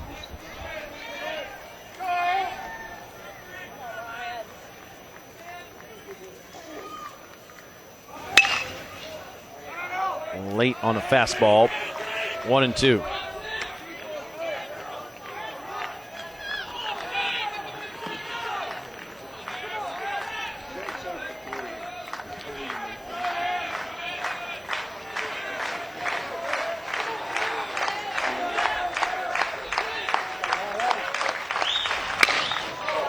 And that's a lead-off single. Green fell down. I don't know that he would have had a chance at it anyway. And Hammond's aboard to start the 10th. Here they go again. 3rd straight inning where the leadoff batter has reached. They have not been able to make it pay off, unfortunately, if you're an Eagles fan. But we keep knocking on the door. Eventually, one of these talented hitters is going to come up with a big hit. Keep in mind that the loser of this game, Berkey, plays in just over 12 hours. Vanderbilt had the perfect situation happen today in a 2.5-hour victory. And that's a foul ball as Fain tried to sacrifice one. Looked like that got a piece of his right hand. Yeah, this is the type of guy that is no fun to bunt off of. There's so much arm side run to the baseball that it's easy to catch one off the finger. That looked like it's exactly what happened to Fain. And that's his right hand.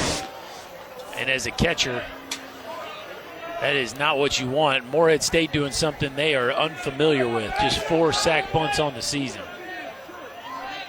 Showing it again. And he did it again. I'm telling you, that is no fun. There is nothing more uncomfortable than trying to bunt off a guy. That fastball runs right in at your belly button. And that sound is unmistakable.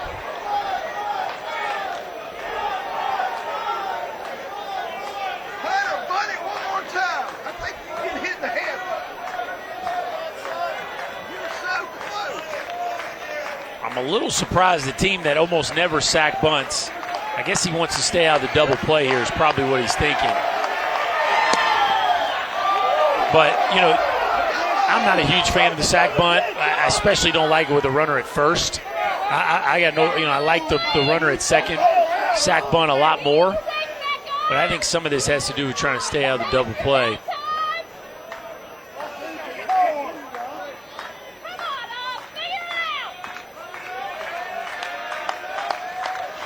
Swinging away, foul ball.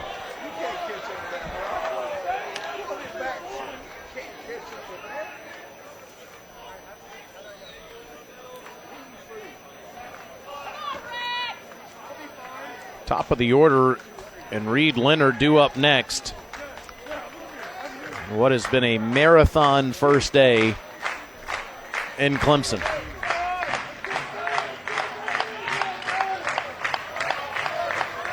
Oh, wow.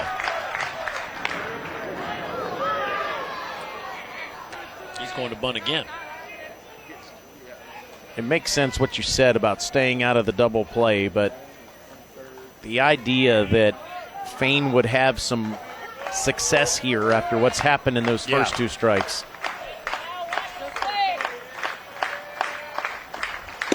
And he takes strike 3.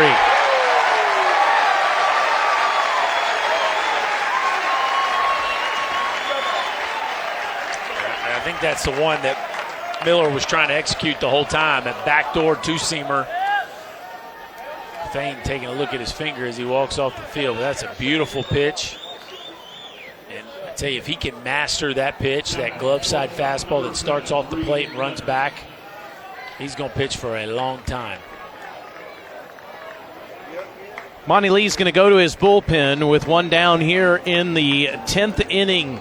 Clemson and Morehead tied at 3 apiece, both desperate for a victory tonight.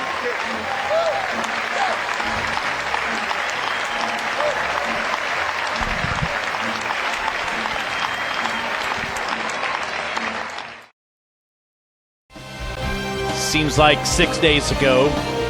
It was 10 hours ago, though. Vandy knocked off St. John's 2-0. They're in the winners game tomorrow, actually tonight at 7 Eastern. Elimination game is coming up at 1 Eastern time. The Red Storm will try to stay alive against the loser of this one. Riley Gilliam has been outstanding as a closer this year for Monty Lee. Comes into the game. He has 11 saves this season and an ERA south of 1. Yeah, how about those numbers? Sub-1 ERA, 53 punch-outs in just 36 1/3. The walks aren't great, but tell you what, it's not a typical closer frame, but it's power stuff. I mean, trying to equate that, 11 saves in college baseball is a bunch. I mean, it's the most for a Clemson pitcher in 10 years. Matt Vaughn did it back in 2008. Reed Leonard, 1 for 4 tonight with Jake Hammond at first base. That was close.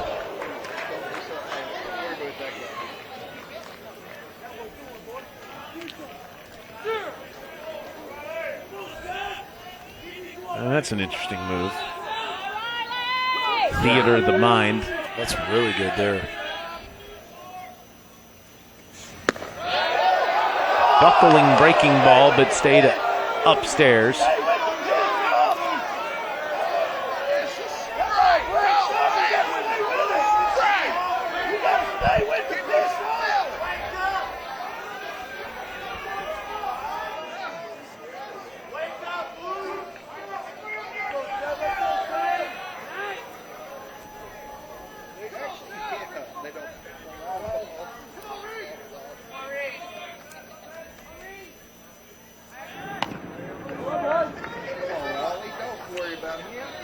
You know, that's well thought out there. My only issue with this is you can't watch the game, and we're in the 10th inning, game's on the line. Well, now you can see.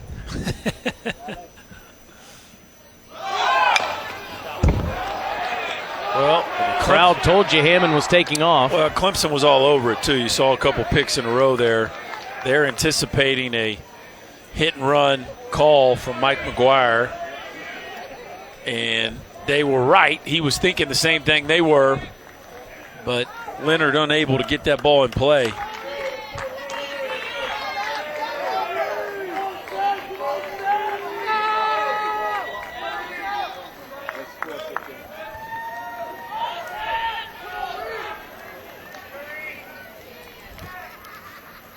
Not going this time, and it's fouled off. Now you got to believe you're going to see that breaking ball that Gilliam's known for. Just a power curveball.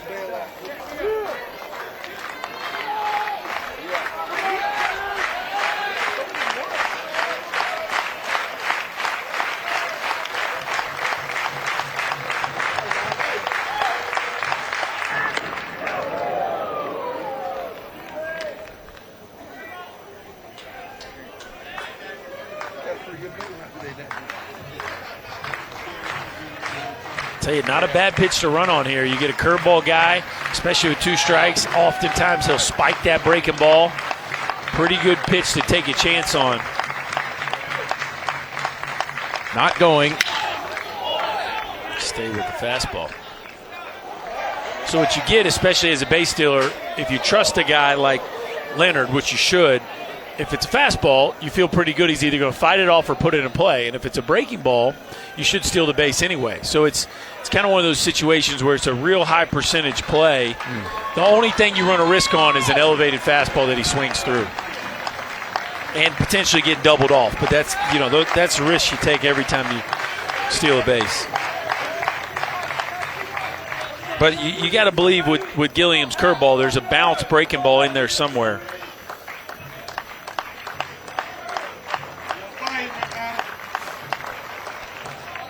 Trying to get on the same page.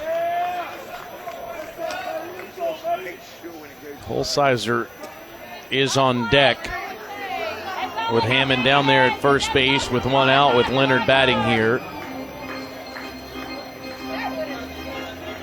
I have a pretty good idea of what he's thinking right now.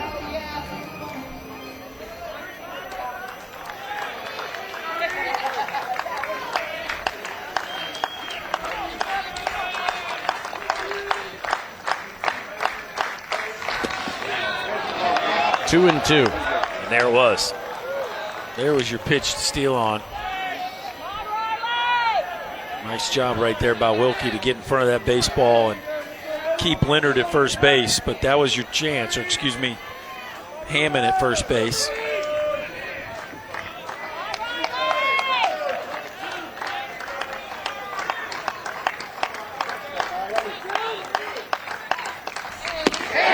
Got the corner.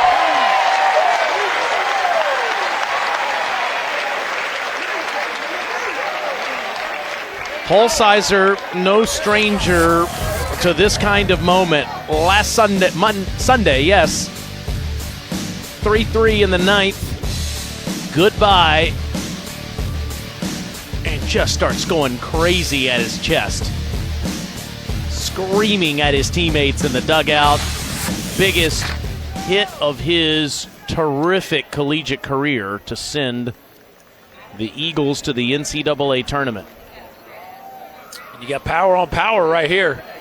Fastball in the mid-90s, a power breaking ball versus one of the great power hitters in America. It's a fun AB right here.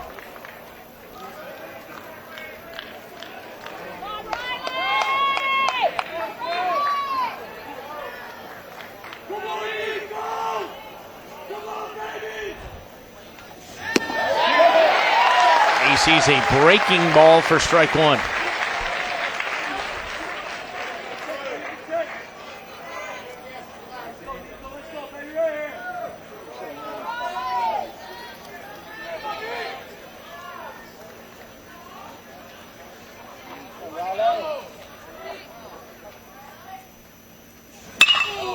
On the ground, base hit, and that'll send Hammond down to second base.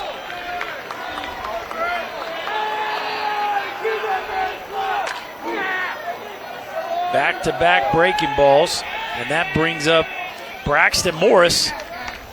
Taylor, who has missed a couple opportunities in this game to drive in some big runs. Well, if there's anyone that the Morehead State Eagles baseball fans would like to see get the go-ahead hit, it would be this guy, given what he's done for the program over 4 years as he crouches down into that position for this first pitch. And again, all night, Rick Allen's been calling that a strike. Yeah, that one looks a little wide, but as you said, it's been consistent.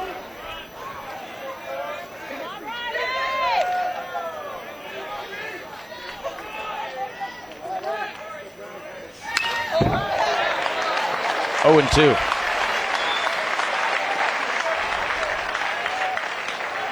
Clemson will have Wharton, Cromwell, and Green due up in the bottom of the 10th.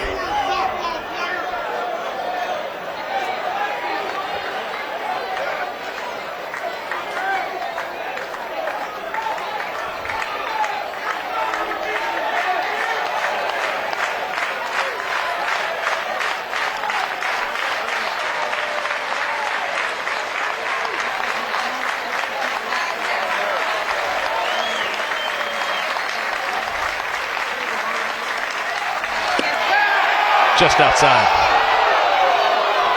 And that's a great take right there from Morris, not panicking and losing his strike zone awareness. But if you're Gilliam, that is the exact pitch you should be throwing.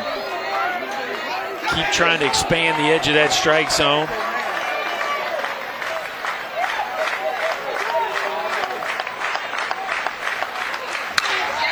Hit in the air. Beer comes in, Green goes out, makes the catch, and we go to the bottom of the 10th inning.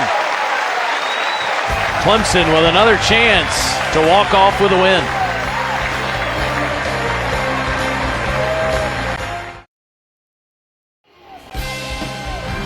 The NCAA Baseball Regionals are presented by Capital One. Clemson, Morehead State, bottom of the 10th inning on a Saturday morning here in Tiger Town. Some have made it, some have not. I like their spot right there. Just very comfortable. Out. Drew Wharton has reached base twice tonight. And he starts things off in the bottom of the 10th against Corey Conway, who's been outstanding out of the pen for Coach McGuire. It's ball 1.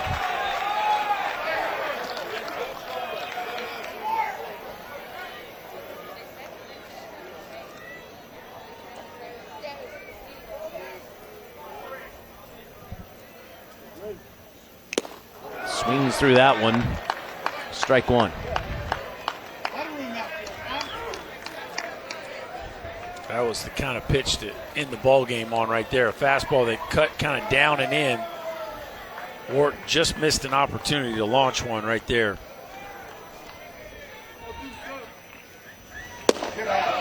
Low, 2-1. Conway working his 4th inning. He's given up 2 hits and struck out 4, has not walked anyone.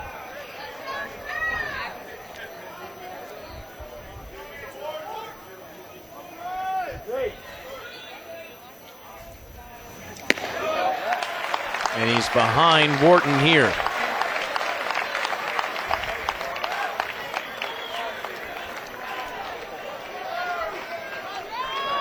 Stay away. Keep that fastball on the edge or change up on the edge. Boy, there's a lot of belief in that pitch. I mean, he looks like he can flip that one in there anytime he wants to.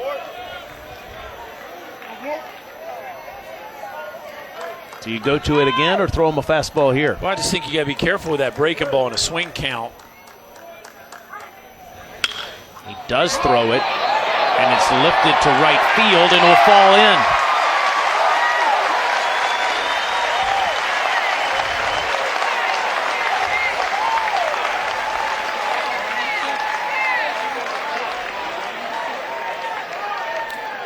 So the game-winning run at first base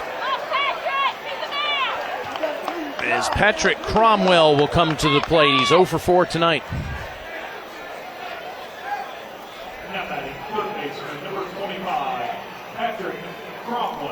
There's a perfect chance for Cromwell to get out of a deep slump. 1 for his last 23. Now let's see how Monty Lee wants to play it here. Left on left. You do have some room over there on the right side of the infield.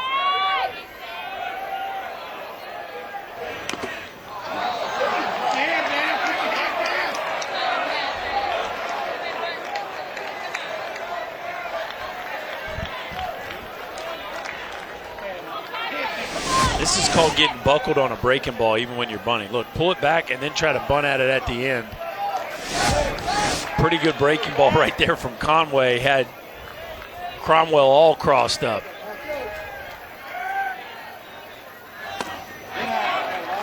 Takes the bat back for an even count. That 20-10 Oklahoma-Mississippi State score, it gives me a double take every time I see it. It's like I keep thinking like it's a football score. It is. I mean, it's wild. Gets this one down right at Bogus, only play to first, and Wharton is in scoring position.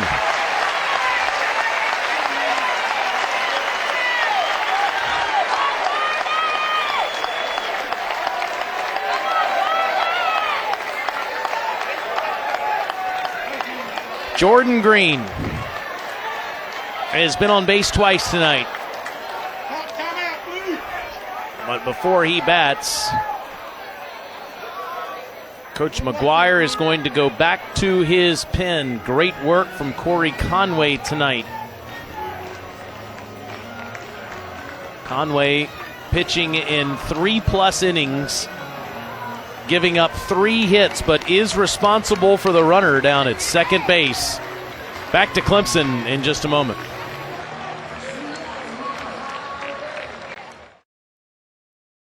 All right, let's get after it. Still rocking past 12:30. Strong. We got the whole band at work there. You see the game summary tonight. Stanball looked really good pitching for Morehead State. Holsizer with a triple and a single. Seth Beer went deep. Here's Jordan Green's chance. With a costly error in the second inning that plated 2 Eagles, but can win the game here with Wharton down at second base.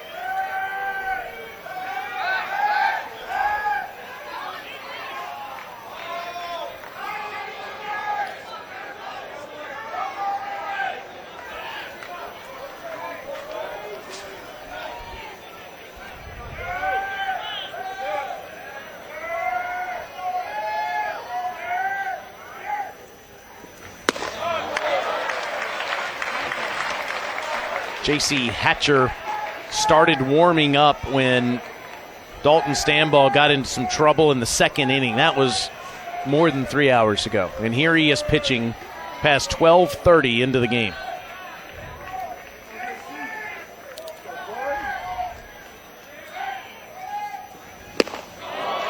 Strike 1 to Green.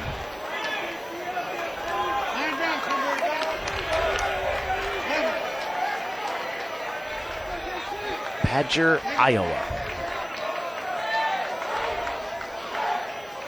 Well, it's pretty obvious the approach they're going with to try to get Green at. First 2 pitches with a runner in scoring position. Breaking ball. Neither one of them super sharp, but Green just hasn't been real effective against the breaking ball. That's hit on the ground. Here's a chance for Wharton. There'll be a play at the plate. The Clemson Tigers are on to Saturday evening.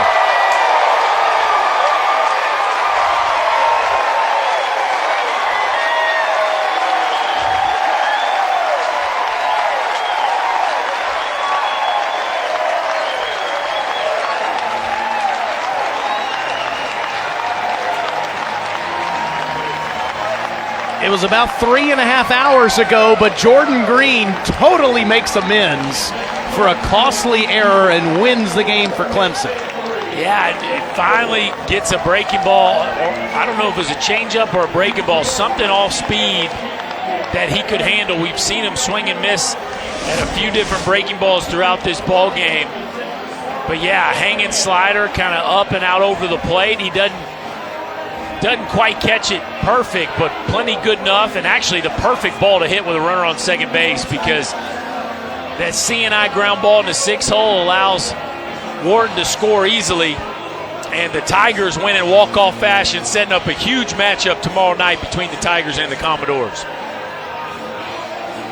Just after 7 o'clock, it'll be Vandy and Clemson losers bracket elimination game today rather, in just over 12 hours. It's Morehead State and the St. John's Red Storm.